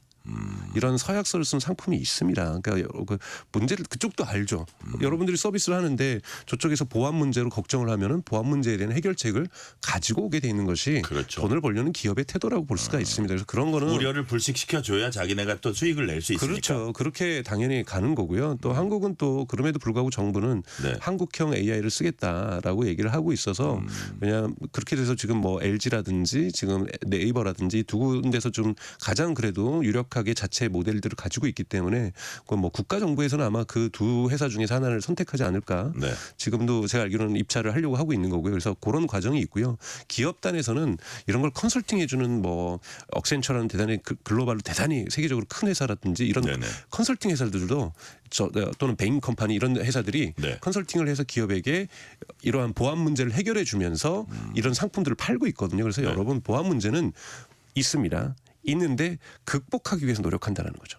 우리가 인터넷을 쓰면서 스팸이 분명히 생기고 있다. 네. 그렇지만 그거는 극복하기 위해서 최대한 노력할 수밖에 없다. 그렇죠. 그러면서 시장이 열리는 거죠. 우리가 네. 인터넷을 쓰면서 스팸 메일이 있지만 메일을 쓰고 있는 거고 그렇죠. 우리가 휴대폰 문자를 쓰고 있지만 피싱이 계속 오는 거고 그러니까요. 그러니까 이런 문제를 끊임없이 해결하는 거고 바이러스가 있는 거고 인터넷은 그래서 안티바이러스가 나오는 거고 백신이 뭐 이렇게 나왔던 것처럼 계속해서 이런 것이 창과 방패처럼 마치 계속 주고받으면서 계속 서로 상호 업그레이드 할 거라고 보고 있습니다. 네. 자, 이재명 대통령이 이런 얘기를 했다고 해요. 챗 GPT가 있는데 써버린 AI를 왜 개발하냐? 낭비다라는 얘기는 베트남에 쌀 생산 많이 되는데 왜 우리가 농사를 짓냐? 사 먹으면 되지. 이런 얘기와 똑같다는 거예요. 그러니까 우리가 어차피 쌀이라는 거는 우리가 자급하면서 이게 식량 무기화도 될 수 있고 어떤 그런 얘기를 하면서 새 정부에서 어쨌든 대규모 투자는 한다는 건데 자, 우리 한국형 AI가 글로벌 LLM 수준에 도달할 잠재력이 있다고 보세요. 잠재력이 있는 게 아니라 가능성은 있기 때문에 그걸 밀고 그렇죠. 가는 거고요. 그리고 기술 독립은 저는 필요하다고 생각이 그래요. 들어요. 근데 그것은 중장기적 과제입니다. 그래요. 당장 우리가 지금 또 막 달린다고 해서 2년 안에 따라간다? 그건 불가능에 가깝고요. 지금 저희 여러 국민들 다 지금 챗GPT 잘 쓰고 계시잖아요. 예. 제미나이 잘 쓰고 계시고 여기에 문제가 있는 건 아니죠. 하지만 언젠가는 이 부분이 다양한 부분에서 쓰일 수 있기 때문에 이 저력을 이 기술력을 우리도 확보해야 되는 거죠. 예를 들면 전기 대단히 훌륭한 거죠. 근데 전기를 우리가 만약에 지금은 우리가 3년이 바다니까 전기를 네. 우리가 만들고 있는 거지만 일본에서 빌렸을 수도 사서 쓸 수도 있었겠죠. 만약 붙어 있는 나라라면 유럽은 그렇게 합니다. 예. 유럽은 프랑스에서 전기를 사고 독일이 심지어는 스웨덴에서도 수력 발전소 사기도 하고 이렇게 쓰거든요. 예. 그럼에도 불구하고 전기를 만들 수 있는 능력은 가지고 있어야 되는 거거든요. 그런 것처럼 그런 차원에서 기술 독립 차원에서 중장기적 투자를 하는 것이지 한국형 LLM만이 정답이라고 볼 수는 없어요. 왜냐하면 뭐 한국의 데이터를 학습을 한 한국형 AI가 AI로 가지 않을 수도 있는 거예요. 아니 소장님 보시기에. 그렇죠. 목표는요 글로벌 AI가 돼야죠. 그렇죠. 한국에 있는 기업이 지금 프랑스에는 미스트랄이라는 AI 기업이 있는데 대단히 미국하고 견줄 만한 수준으로 올라왔어요. 그리고 근데 서비스 한국에도 서비스합니다. 한국말도 잘하고요. 그렇기 때문에 기본적인 것은 한국에 우리가 네이버를 갖다가 한국에만 놔두려고 네이버를 만들지는 않았을 거 아니에요. 그 기업도 계속해서 일본도 진출해서 라인도 만드는 거고 웹툰 서비스에서 글로벌로 나아가는 것처럼 네. 저희가 한국 음악 들으려고 K-팝 만들지는 않았잖아요. 한국 사람만 들으려고. 세계 사람들도 듣는 것처럼 당연히 AI 목표는 써버린 그래서 이것도 좀 낡은 개념이라고 저는 생각이 들어요. 뭐 써버린 AI, 주권 AI라고 보통 번역을 하죠. 우리만의 것이 아니라 우리가 만든 기업이 세계로 나아갈 수 있는 그것을 위해서 산업적으로 발전하는데 지금 정부가 초기에 마중물을 붓는다라고 볼 수가 있는 거죠. 네. 아까 이제 100조 투자 미국의 주요 기업들 비교하면은 많은 게 아니라고 하셨는데 이것도 몇 년에 걸쳐서 지금 하는 겁니까? 100조라고. 5년입니다. 5년이요? 임기 내에서 정책을 할 수밖에 없는 거기 때문에 대통령 임기가 5년이니까 5년에 100조라고 지금 목표를 세운 거죠. 네. 또 하나 AI 관련해서 인력 확보, 즉 인적 인프라 확충이 우선돼야 한다는 얘기를 많이 합니다. 그래서 우리나라 AI 산업 관련 인력이 뭐 근접 분야에 있다가 바로 전환할 수 있는 인력이 상당히 확보돼 있는지 아니면 아예 AI를 위해서 시급히 육성을 해야 되는지 어느 쪽이라고 두 보세요? 가지가 다 그러니까 시급하게 육성을 해야 됩니다. 우선 지금 학부생 1학년부터 해가지고 AI 공부하는 학생들이 많아져야 되고요. 예. 그리고 지금은 한국은 AI를 공부하시는 분들이 종이로 공부를 하시거든요. 왜냐하면 GPU가 없어서 예. 논문 보면서 공부를 하고 있는데 예, 마음껏 GPU 만져보면서 미국 대학이나 중국 대학처럼 그런 인재들도 대규모로 육성이 돼야 되고요. 또 하나는 지금 한국에도 뛰어난 AI 인재들이 있는데 대부분 미국에 있습니다. 그래요. 예, 미국의 대한민국 영토 안에 안 있어요. 예, 오픈 AI도 일을 하고 있고요. 예. 챗GPT에도 한국 사람이 들어가 있고요. 제법 있어요. 네, 오픈 AI도 있을 뿐만이 아니라 구글에도 있고요, 메타에도 있고요, 아마존에 다 있습니다. 이런 분들 다시 불러오는 작업도 필요합니다. 프랑스 같은 경우에는 마크롱 대통령이 직접 전화해서 거기 와서 AI를 산업을 한번 부흥시켜 보자 이렇게 설득에 나섰었거든요. 그런 AI의 그 인재들을. 네, 그래서 이미 근데 인재들이 들어왔는데 연구실에서 같이 연구하려고 하는데 연구원이 아무도 없어요. 이러면 안 돼. 연구원도 없고 뭐 갖춰져 있지도 않아요. 뭐 이러면 안 되잖아요. 예, 그들에게 GPU가 필요한 거고 마음껏 연구할 수 있고 마음껏 개발할 수 있도록 같이 공동으로 일하고 있고 또 후학을 키울 수 있고 이런 식으로 신입생도 지금 대학교 1학년부터 지금 다시 많이 뽑아야 됩니다. 그래서 이러한 전체적으로 인재 육성에 대한 총체적인 접근이 저는 필요하다고 보고 있습니다. 그런 어떤 청사진이 필요하네요. 그렇죠. AI 인재 육성을 위한 네, 청사진이 네. 필요하다. 그리고 이미 있는 인재를 고국으로 다시 데려오는 것도 전략도 병행해야 필요하고요. 된다. 네. 그 예를 들어서 지금 뭐 우리가 생각해 볼 수 있는 게 대학이나 국책연구소 같은 데가 있는데 그런 데가 AI 쪽으로 좀 겨냥해서 딱 전환할 수 있는 곳도 있을 것 같아요. 근데 사회적 신호가 대단히 중요한데요. 네. 우리나라의 가장 큰 인재 확보의 어려움은 뭐냐면 네. 다 여러분들도 죄송한데 청취자분들도 그러실 거 아니에요. 자녀가 똑똑하면 의대 갔으면 좋잖아요. 다 의대 가는 거예요. 똑똑한 인재가 다양한 분야로 흩어지고 산업의 다양한 영역으로 가야 산업이 골고루 발전하는데요. 당연하죠. 근데 우리나라는 절대적으로 지난 10여 년 동안 의대에 집중되어 있다는 거죠. 이 문제를 풀어줘야 됩니다. 그러기 위해서는 사람들이 가슴이 뛰어야 돼. 중고등학생들도 나는 AI 전문가가 되면은 AI 엔지니어가 되고 과학자가 되면은 돈도 많이 벌 수 있을 뿐만이 아니라 이걸 통해서 인류의 발전에 기여할 수 있고 한국 사회 발전에 기여할 수 있겠구나. 그래야 그 어린 친구들이 영웅담을 보는 이유들이 네. 나도 영웅이 되고 싶고 뭐 이런 것들이 있는 거잖아요. 그런 마음을 움직일 수 있어야 되고 부모님들이 보시기에도 우리 아이가 의대를 가는 것보다는 수학을 더 잘하는데 수학을 잘해서 AI 관련된 과학자나 엔지니어가 되면 좋겠구나. 이런 식으로. 근데 이거를 하게 되면 의사보다 사실은 돈도 더 많이 번다더라. 이런 메시지가 사회에 있어야 사회가 꿈틀거리면서 네. 그리고 우리 한국 사회가 이렇게 되면 더 발전할 수 있고 산업이 발전할 수 있구나. 우리에게도 내일이 막 기대되고 네.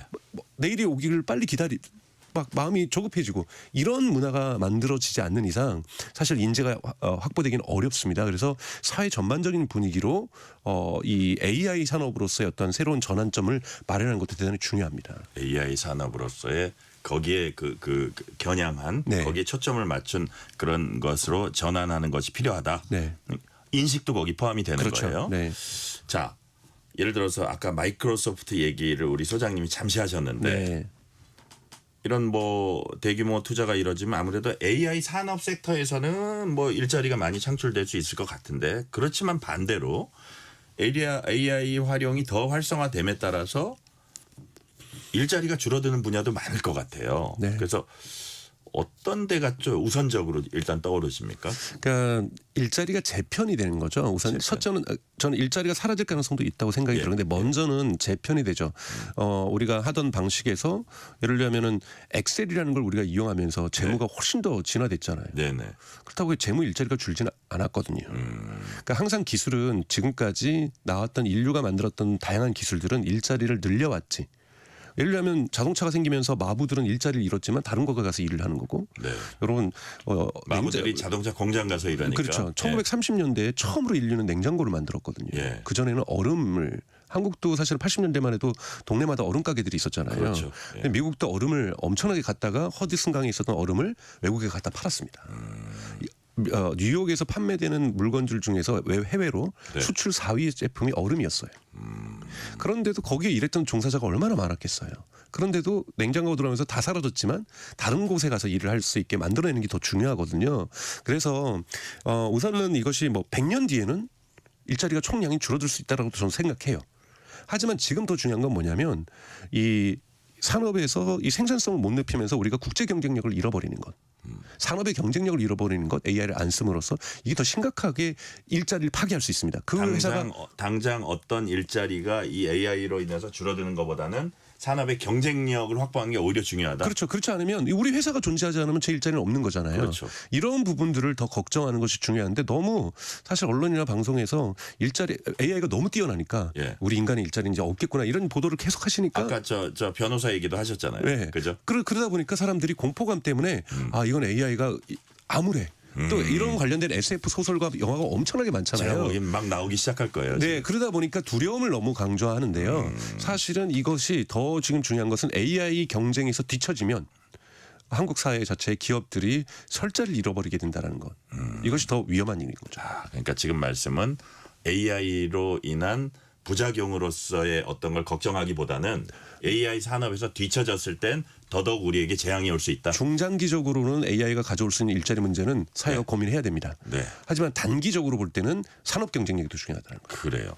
자, 약간 연관되는 걸 수도 있는데 제가 마지막 질문을 드릴게요.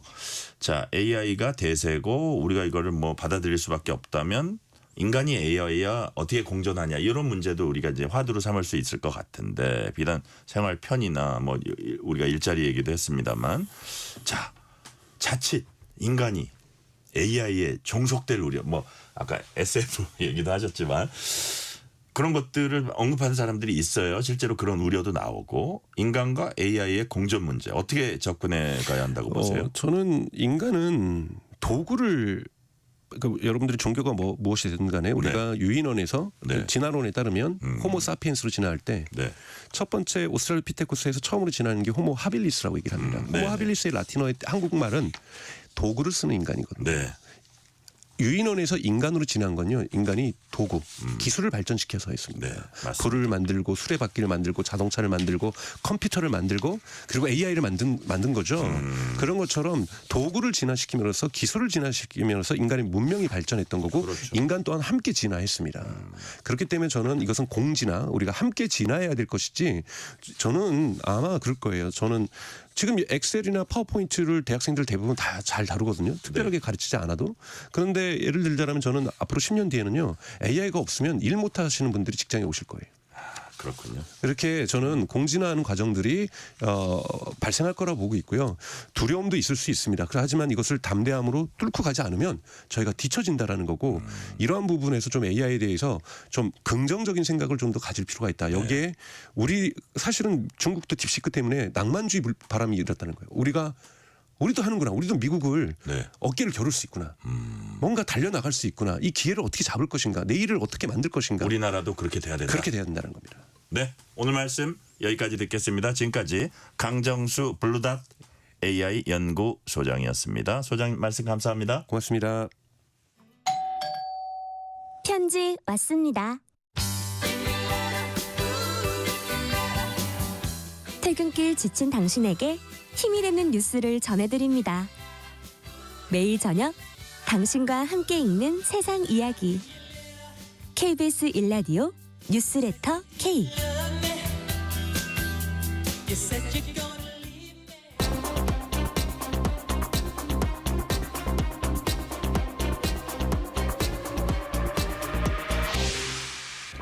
이번 주 가장 뜨거운 국제 뉴스 화제 소식 골라서 전해드리는 키워드로 본 지구촌 코너입니다. 오늘도 조윤주 외신캐스터 함께합니다. 조윤주 캐스터님 어서 오세요. 네, 안녕하세요. 첫 키워드 점입가경 트럼프 머스크 갈등 격화.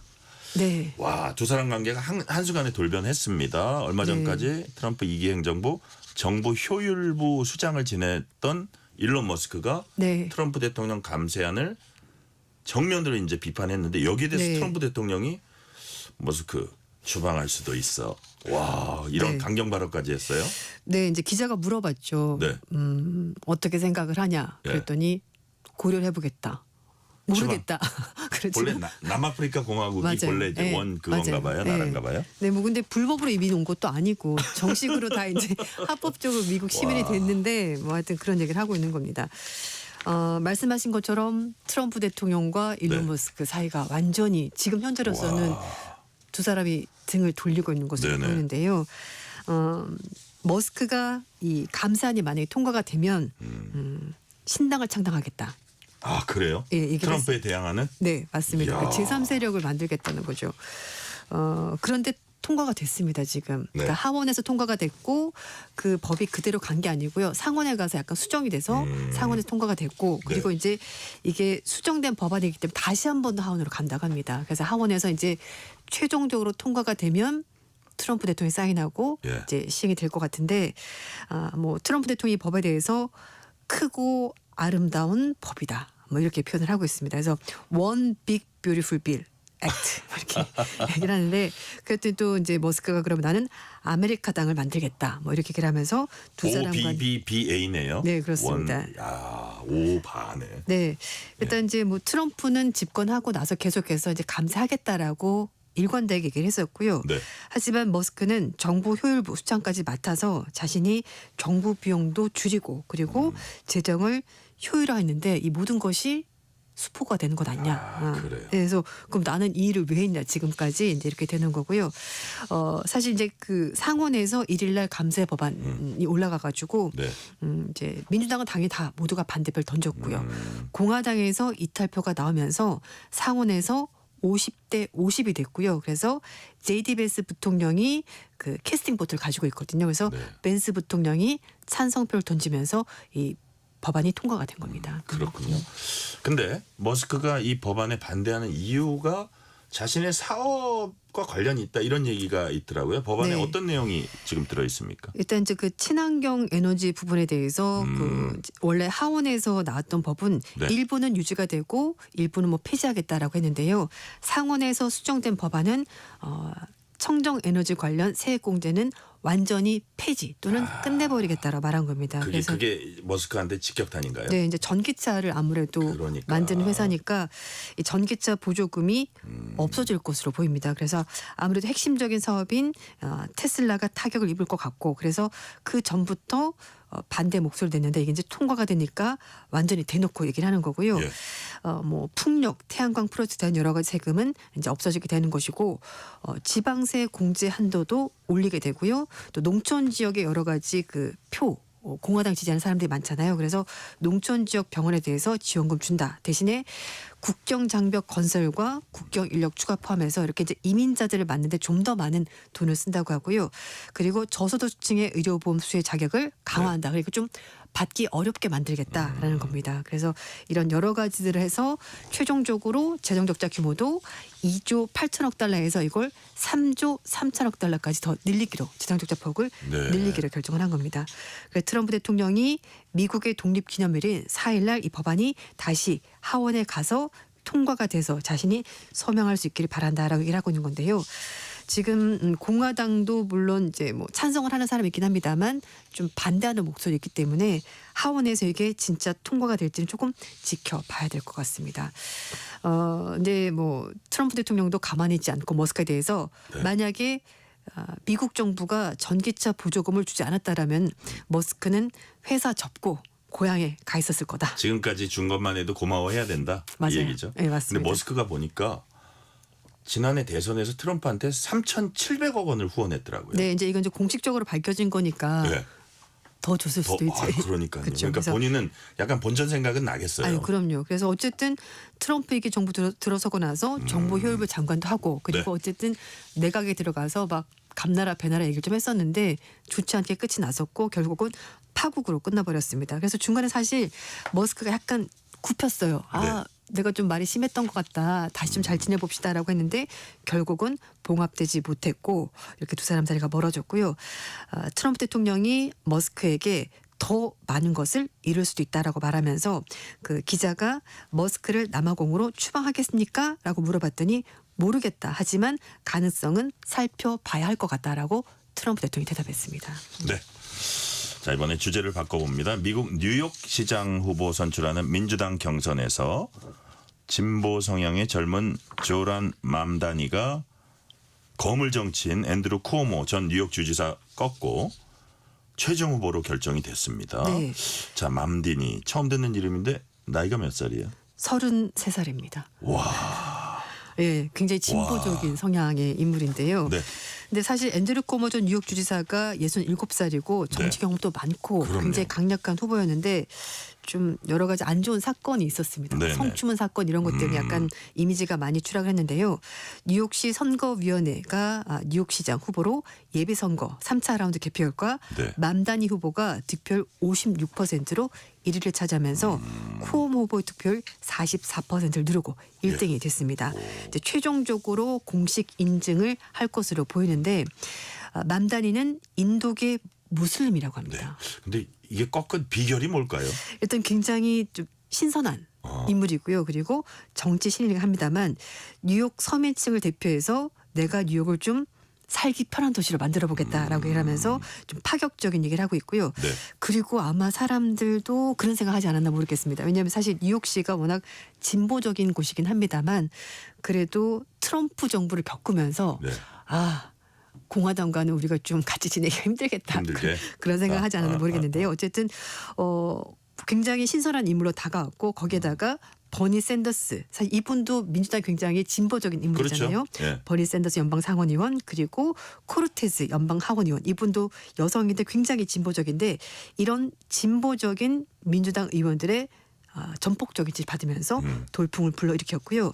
뭐 우리나라도 그렇습니다만 사실 대도시들은 다 임대료가 비싸잖아요. 그렇죠. 그래서 임대료 안정화 아파트 이런 거 얘기를 주거 하면서 문제를 파고들었군요. 네, 그리고 최저 임금도 올려주겠다. 네. 그리고 무상버스, 무상보교육 이런 것들을 좀 확대해 보겠다면서 굉장히 파격적인 공약을 내걸고 나왔는데 이런 게 좀 먹혔던 것 같고요. 네. 하지만 공화당이나 또 재계 월가에서는 민주당인 건 좋긴 한데 그래도 너무 지나치게 급진적이다라고 얘기를 하면서 우려하는 목소리가 있고 뭐 공화당 쪽에서 심지어 맘다니가 공산주의자다라고 얘기까지 하는데 그런 부분에 대해서는 맘다니가 생활비 부담이 적은 도시 그리고 권위주의에 맞서서 싸우기를 두려워하지 않는 그런 뉴욕시장으로서 내가 활동을 한번 해보겠다라면서 시민들과 함께 그리고 노동자들과 함께 연대를 확대해 보겠다라고 포부를 밝혔습니다. 네.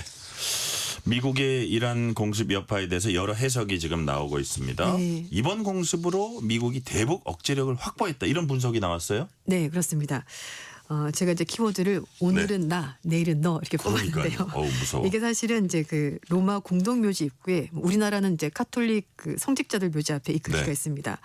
호디에 미, 크라스 디비. 오늘은 나, 내일은 당신. 그러니까 누구나 죽는다. 그렇죠. 예. 순서만 다를 뿐이지 언젠가 그러니까요. 돌아온다는 건데 아마 이번에 미국이 이란 핵시설을 폭격한 것을 두고 북한이 어쩌면 내일은 난가?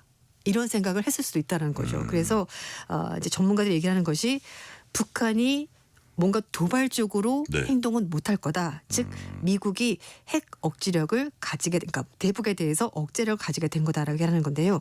뭐 미국이 이란 공격할 때 이스라엘 협조를 받긴 했습니다만 어쨌든 그 멀리까지 날아가서 이란의 핵시설을 정말 폭탄으로 파괴를 한 건데 네. 그걸 보고서는 북한도 어쩌면은 무력 도발을 자제할지도 모른다. 그러니까 미국이 억제력을 좀 더 가진 것으로 보인다는 해석이 나왔습니다.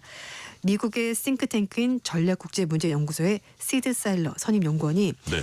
트럼프 대통령이 이란 폭격을 통해서 자신이 국제 문제에 대해서 개입할 준비가 돼 있다는 것을 보여준 것 같다고 해석했습니다.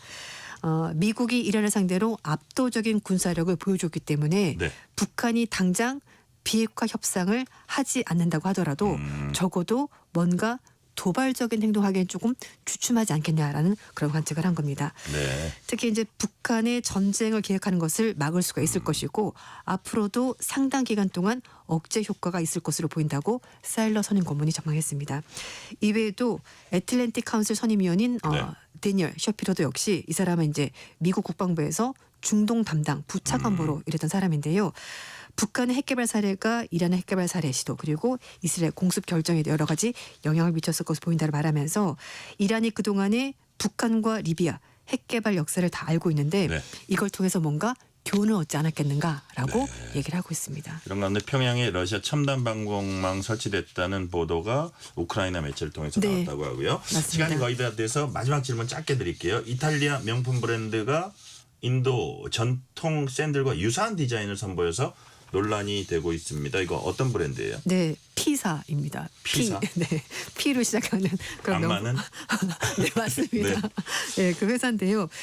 이 회사가 밀라노 패션위크에서 네. 새로운 디자인의 샌들을 공개를 했는데 엄지발가락과 이제 나머지 부분이 분리돼 있고 가죽 예. 패턴이 돼 있는데 이게 사실은 인도 마하라슈트라주에서 만드는 전통 샌들인 콜라푸치 차팔과 굉장히 유사하게 생긴 겁니다. 예. 그래서 문제를 제기했더니 처음에는 아니다 그랬다가 맞습니다. 그분들의 샌들을 보고 영감을 얻어서 제작한 것이 맞습니다. 죄송합니다. 영감이냐 베낀 거냐 뭐 이게 논란이 네, 되겠군요. 맞아요. 그래서 일단은 잘못했다고 인정을 했다고 하긴 합니다. 네, 오늘 말씀은 여기까지 듣겠습니다. 지금까지 키워드로 본 지구촌 조윤주 외신 캐스터였습니다. 말씀 감사합니다. 네, 감사합니다.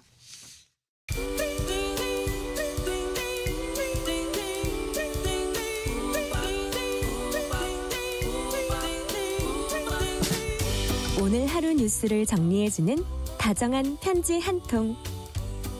KBS 일라디오 뉴스레터 K.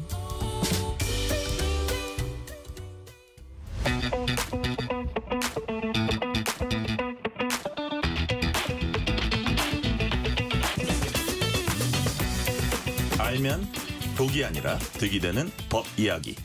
법이 된 성배. 매주 수요일 깊이 있는 법 지식 잔에 꽉꽉 채워서 쉽게 풀어주는 분입니다. 오늘도 박성배 변호사 나오셨습니다. 박성배 변호사님 어서 오세요. 안녕하십니까. 법이 된 성배 박성배 변호사입니다. 자, 오늘 김건희 특검, 최상병 특검이 현판식 열었습니다. 이로써 내란 특검, 김건희 특검, 최상병 특검 3개 특검 수사가 이제 속도를 내게 됐는데요. 먼저 내란 특검이 오늘 한덕수 전 국무총리, 유상범 과기부 장관, 그리고 안덕근 산업통상부 자원부 장관 소환했습니다. 지금 이분들을 불러서 어떤 부분을 가장 집중적으로 조사를 할까요? 내란 특검은 비상기업 당시의 국무총리와 국무위원들은 직권남용의 피해자이거나 내란의 공범으로 보고 있습니다. 옥석 가리기를 한창 진행하고 있다고 봐야 할 것 같은데 한 전 총리는 강의구 전 대통령실 부속실장이 계엄 이후에 작성한 비상계엄 선포 문건에 서명을 했다가 며칠 뒤에 사후 문건을 만들었다는 게 알려지면 또 다른 논쟁을 낳을 수 있으니까 없던 일로 하자고 요청했고 결국 문건이 폐기된 바 있습니다. 참고로 헌법 82조에 따르면 대통령의 국법상 행위는 문서로 하여야 하고 국무총리와 관계 국무위원이 부서해야 하는데 윤 전 대통령은 비상계엄 선포와 국회 통고를 문서로 하지 않았습니다. 한 전 총리의 경우에는 내란 특검은 대통령실 CCTV 영상으로도 계엄 관련 문건을 사전에 본 것이 아닌가, 기존 한 전 총리의 진술과 배치되는 정황이 있지 않은가를 의심하고 있는 것으로 보입니다. 뿐만 아니라 내란 특검은 안덕근 장 장관도 소환해 조사를 이어나갔는데 참고로 안 장관은 비상계엄 선포 직전 국무회의와 관련해 연락은 받았지만 참석을 하지 못했던 것으로 알려져 있습니다. 다만 계엄 해제 국무회의에는 참석한 바 있는데 안 장관을 상대로는 참석하지 않은 경위를 조사할 것으로 전망됩니다. 뿐만 아니라 오늘 유상인 과기부 장관도 참고인 신분으로 조사가 이루어졌는데 역시 비상계엄 선포 전 국무회의에는 참석하지 않은 만큼 참석하지 않은 경위를 조사하고 줄줄이 국무위원에 대한 참고인 또는 피의자 신분으로의 조사가 이어질 것으로 전망됩니다. 네, 지금 이제 한덕수 전 총리 관련해서 사후문건 의혹 이게 추후 폐기하긴 했지만 만들었다는 자체만 가지고도 문제 삼을 수 있습니까? 사실 사업 문건을 만들었다는 것 자체만으로는 내란의 공범으로 보기 어렵습니다. 비상계엄 선포 해제가 완료된 마당이라 사후에 어떠한 조치를 취했다는 것 자체로 공범으로 보기는 어렵기 때문인데 다만 내란 특검은 여기서 한 걸음 더 들어가 보려는 것입니다. 사업 문건을 작성했다 폐기했다는 것 자체로 비상계엄 선포를 위한 국무회의 당시에 윤 전 대통령에게 적극적으로 동조했거나 그렇지 않다고 하더라도 윤 전 대통령과 비상계엄과 관련된 절차를 협의했거나 적어도 정신적으로 방조하지는 않았는가를 들여다보고 있는 것입니다. 즉 사업 문건은 일종의 계기라고 볼 수 있고 비상계엄 선포 이전에 윤 전 대통령과 어떠한 협의를 이루어냈던 것이 아닌가 의심을 하고 있는 상황입니다. 참고로 내란은 그 가담 정도에 따라서 우두머리, 중요 임무 종사, 부하, 내동으로 나뉘는데 내부자들은 각 역할에 비추어 우두머리 등으로 분류되지 공범으로 처리되지는 않습니다. 즉 한 전 총리를 내부자로 보게 되면 우두머리, 중요 임무 종사, 부하, 내동 중 하나로 보아야 할 것이고 외부자로 보게 된다면 이때는 윤 전 대통령의 우두머리 혐의에 공모하였다고 볼 여지가 있습니다. 법리 검토도 내란 특검이 이루어야 할 숙제라고 할 수 있습니다. 우두머리, 중요 임무 종사, 부하, 내동. 자, 세 가지로 분류가 된다고 이제 하셨고요. 윤석열 전 대통령이 어제 특검 소환에 응하지 않으면서 특검은 오는 토요일 5일 오전 9시에 출석하라고 했습니다. 윤 전 대통령 이걸 받아들이기는 했는데 그동안은 뭐 10시에 나오겠다는 요구를 계속 해왔습니다.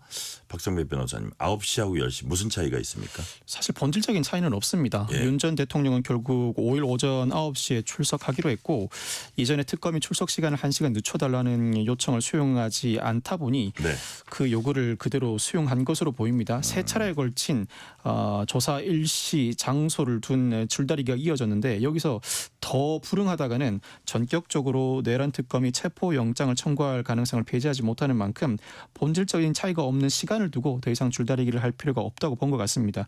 윤 전 대통령 측은 오전 조사는 10시부터 하는 게 관행이라는 주장도 했는데 실제로 경찰, 검찰의 수사 시간이나 법원의 재판 시간도 오전에는 10시부터 시작하고 오후에는 2시부터 시작하는 경우가 많기는 합니다. 그렇지만 적어도 경찰과 검찰의 수사기관이 오전에 조사를 진행할 때 10시부터 시작하는 관행이 확립되었는가라고 물어본다면 그렇지는 않은 것 같습니다. 10시에 조사를 시작하는 경우가 많긴 합니다만 필요에 따라 9시 반, 9시 이르면 8시 30분부터 조사를 진행하는 경우도 종종 있어서 이와 같은 주장은 일종의 관례이니 그 관례를 존중해달라는 취지의 주장 정도로 읽힙니다. 네. 자, 그래서 이게 뭐 기싸움 아니냐 이런 얘기도 나오는데 특검은 이번이 마지막 출석 통지라고 했습니다. 뭐 체포영장 청구 의사를 시사한 걸로도 이제 해석이 되는데 만약 윤 전 대통령이 특검이 이제 통보한 9시 좀 넘겨서 출석하면 특검이 어떻게 할까요? 함께해서 출석한다고 체포영장을 청구하지는 않습니다. 그러니까요. 그거 나왔는데 어떻게 하겠어요? 그죠? 9시 출석하기로 했는데 10시, 11시 심지어 이런 얘기해도 될지 모르겠는데 그날만 나오면 체포영장 청구는 굳이 안 합니다. 시간을 두고 줄다리기가 그만큼 의미가 없는 부분인데 양측의 신경전이라고 볼 수 있고 물론 출석 일시와 장소와 관련해서는 관련 법령상 수사기관은 피의자, 나아가 변호인과도 협의를 거쳐야 합니다. 다만 협의를 해야 할 의무만 부담돼 있는 것이지 그 반드시 피의자 측의 요구를 수용해야 하는 것은 아닌데 피의자 측의 요구를 수용할 만한 정당한 사유는 생업에 종사하고 있거나 누군가를 간병해야 할 긴절한 필요성이 있다. 이 정도 사정이라면 피의자 측의 요구를 전격적으로 반복해서 수용해야 할 필요성이 높은데 윤 전 대통령의 경우에는 이 정도 사정은 존재하지 않는 것으로 보여서 시간을 두고 굳이 줄다리기를 할 필요 없고 지나친 줄다리기 끝에 소환 일정이 늦추어진다면 그때는 체포영장을 전격적으로 청구할 수 있습니다. 윤 전 대통령 측은 혐의 명시한 정식 출석 요구서 보내달라 이렇게 요청했다고 해요. 보통 검찰이 출석 통보할 때 이런 걸 보냅니까? 보내는 경우보다는 안 보내는 경우가 실무상 더 많습니다. 윤 전 대통령 측은 특검 측의 혐의 등을 명시한 정식 보통 문자 출석 같은 요구서를 게 오나요? 어떻게 되나요? 보통은 전화 연락을 합니다. 아, 전화로? 경찰이든 검찰이든 네. 전화로 이러이러한 혐의로 조사를 해야 하니까 언제 도로 오세요라고 통보를 하고 논란 당사자가 어떤 문제로 저를 조사하시는 건가요? 네. 물어보면 그제야 구두로 설명을 해주거든요. 사실 검찰 사건 사무규칙이나 관련 법령상 출석 요구서 발송이 원칙입니다. 네. 여기 출석 요구서에는 일시, 장소, 담당자, 피의 사실 요지가 기재되어 있는데 출석 요구서를 발송하기 어려운 사정들, 예를 들면 신속한 출석 요구가 필요하다는 등 부득이한 사정이 있으면 전화나 문자 메시지로 소환 요청을 하기 마련입니다. 네. 그런데 실무는 이 원칙과 여의가 정반대입니다. 전화나 문자 메시지를 주로 이용하고 필요에 따라 소환 요청이 어려우냐 피의자에게 출석 요구서를 발송하는데 윤 전 대통령 측은 법령상 원칙에 따라 출석 요구서를 보내달라는 입장을 밝힌 것입니다. 네. 앞서 1차 조사 당시에 출석 요구서를 송달받지 못하다 보니 국무회의 관련 혐의에 대한 조사가 이루어질 것을 예상하지 못해서 방어권 행사에 제약이 있었다는 이유를 두고 있는데 이에 따라 결국 특검은 이번 2차 조사를 앞두고는 외환 혐의를 주간 출석 요구서를 송달한 상태입니다. 네. 이건 약간 벗어난 얘기긴 한데 예상 못했는데 갑자기 검찰에서 오라 그러면 네네. 대부분이 당황하잖아요. 매우 그렇죠? 당황하죠. 매우 예. 당황하고 나 법 없이도 사는 사람인데 왜 연락이 왔을까 뭐 네네네. 이럴 수도 있는데 그래서 이제 그걸 이용한 보이스피싱도 있을 정도로 그렇죠. 예, 사람들의 당황함을 이제 이용한다는 생각을 하는데 자 방금 말씀하신 내란 특검 외환 의혹에 대해서 좀 본격적으로 수사 벌이고 있습니다. 우리 군이 평양에 무인기 날려서 북한 공격을 유도했다는 의혹을 갖고 있다고 하는데 네네. 특검이 V 지시라고 들었다는 녹취록 확보했다. V라면 VIP 대통령 말하잖아요. 네네네. 보통은. 네. 근데 만약에 이걸 한번 질문드릴게요. 북한이 우리나라를 공격해서 그걸 이유로 명분으로 삼아서 비상계엄을 선포했다면 그 비상계엄은 불법계엄이 아니라 합법계엄이라고 인정받을 수도 있습니까? 만약 비상계엄을 선포할 목적으로 네. 국지적 긴장을 야기하였다면 비상계엄 자체 일련의 과정 전체를 내란으로 보아야지 정당한 비상계엄이라고 보기는 어렵습니다. 물론 윤 전 대통령은 외환 유치와 관련된 조사 그거는 과정에서 유도한 것이 확인됐을 때 말씀하신 거예요. 때를 전제로 하는 것이죠. 윤 전 대통령은 외환 유치와 관련된 조사 시에 통모한 사실이 전혀 없다는 취지의 주장을 강하게 할 가능성이 상당히 높은데 네. 필요에 따라서 무인기를 보냈고 이에 따라서 북한이 실제로 국지적 도발을 감행해 왔다면 이때는 전시 사변 또는 이에 준하는 국가 비상사태로서 비상계엄을 선포할 만한 요건을 고려해 볼 여지는 더 높아집니다. 그렇지만 그때도 그 국지적 그 전쟁의 규모에 비춰볼 때 과연 비상계엄을 선포할 만한 요건에 부합하는지는 아직까지도 논쟁의 여지가 있습니다. 적어도 외환 유치죄가 인정되지 않음을 전제로 할 때 그럼에도 불구하고 북한이 무인기 발사에 대응해서 어떠한 조치를 취했다고 곧바로 비상계엄이 적법해지는가 상당히 의문이긴 합니다. 네. 자, 오늘 김건희 특검, 최상명 특검도 현판지 갖고 공식 출범했습니다. 김건희 여사 특검은 도이치모터스 주가 조작 사건, 명태균 공천 개입 사건, 건진법사 샤넬백 등등 내용이 많습니다. 이럴 경우에 변호사님, 이거 수사를 동시다발적으로 합니까? 아니면 하나하나 차례로 합니까? 김건희 특검은 수사를 동시다발적으로 진행합니다. 그래요? 각 특검보들이 각 파트의 팀장을 맡아서 수사를 동시에 진행하고 있고 무엇보다도 김건희 여사를 먼저 소환할 만한 사건이라면 네. 명태균 의혹 또는 도이치모터스 조가 조작 의혹이 아닐까 싶습니다. 도이치모터스 공소시효가 남아 있나요? 공소시효가 남아 있습니다. 아, 그래요? 도이치모터스 주가 조작 사건은 권오수 전 회장 등 공범들에 대한 대법원의 유죄 확정 판결이 2025년 4월 3일에 이루어졌는데 네. 이 공소시효는 공소의 제기로 정지되고 재판의 확정으로 다시 진행합니다. 그런데 이 공소시효는 공범의 시효 정지가 곧바로 다른 공범에 영향을 미칩니다. 즉 공범에 대한 시효가 그동안 중지돼 왔다가 2025년 4월 3일 대법원 유죄 확정 판결로 다시 진행하기 시작한 이상 네. 그동안 김건희 여사에 대한 공소시효도 정지돼 있다가 2025년 4월 3일부터 다시 진행하기 시작한 것입니다. 공소시효가 남아 있어서 김건희 여사에 대한 도이치모터스 주가 조작 의혹 수사는 충분히 가능합니다. 그래요. 자, 김건희 여사한테 과연 뇌물죄나 직권남용 혐의 적용할 수 있을지가 특검의 숙제다 이런 얘기들을 많이 해요. 김건희 여사가 대통령 부인이긴 했지만 공직을 맡은 게 아니고 어떤 국적이 직함이 있는 게 아니고 민간인 신분이라서 그렇습니까? 김건희 특검의 3대 축 중에서 도이치모터스 주가 조작 의혹을 제외하고 명태균 의혹이나 건진법사 의혹 모두 김건희 여사 단독만으로는 성립할 수 있는 범죄가 아닙니다. 모두 윤 전 대통령과의 공범을 전제로 해서만 성립할 수 있는데 예를 들어 명태균 의혹과 관련해서는 공직선거법 위반과 정치자금법 위반이 당장 문제됩니다. 그렇지만 공직선거법 위반은 공무원이 선거에 개입했을 때 문제되고 정치자금법 위반은 정치인이어야 문제가 됩니다.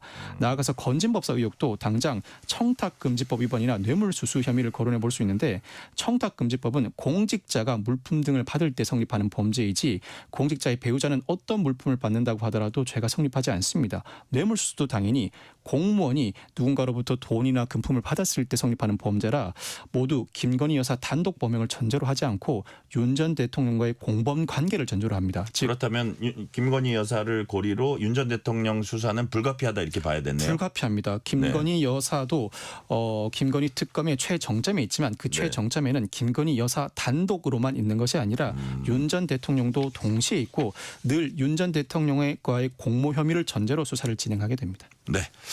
자, 특검 수사 내용이 언론을 통해 비교적 상세히 이제 공개되고 있습니다. 특검보가 브리핑을 이제 자주 하던데 이유가 뭐라고 보시는지 혹시 이게 피의사실 공표에 해당하지는 않는지 어떻게 보세요? 피의사실 공표는 수사 과정에서 피의사실을 대내외에 알렸을 때 성립하는 범죄입니다. 피의사실을 그대로 알릴 경우에는 피의사실 공표죄가 성립하면 자명합니다. 다만 통상의 수사기관과 달리 특검법에 따라 특검은 대국민 보고 의무가 있습니다. 수사 진행 시 피의사실을 제외한 수사 상황을 언론에 브리핑할 의무가 있는 이상 통상의 수사 절차와는 달리 상당히 활발하게 이루어지고 있는 특검의 언론 브리핑을 위법이라고 보기는 상당히 어려운 난점이 있습니다. 네. 법이 든 성배 여기까지 말씀 듣겠습니다. 지금까지 박성배 변호사였습니다. 박성배 변호사님 말씀 감사합니다. 감사합니다. 오늘 뉴스레터 K는 여기까지입니다. 커피 쿠폰 당첨자 명단은 뉴스레터 K 홈페이지 확인해 주시고요. 오늘 끝곡은 익숙한 멜로디입니다. 아바의 SOS 듣겠습니다. 오늘도 함께해 주신 청취자 여러분 진심으로 감사드립니다. 지금까지 뉴스레터 K 전종철입니다.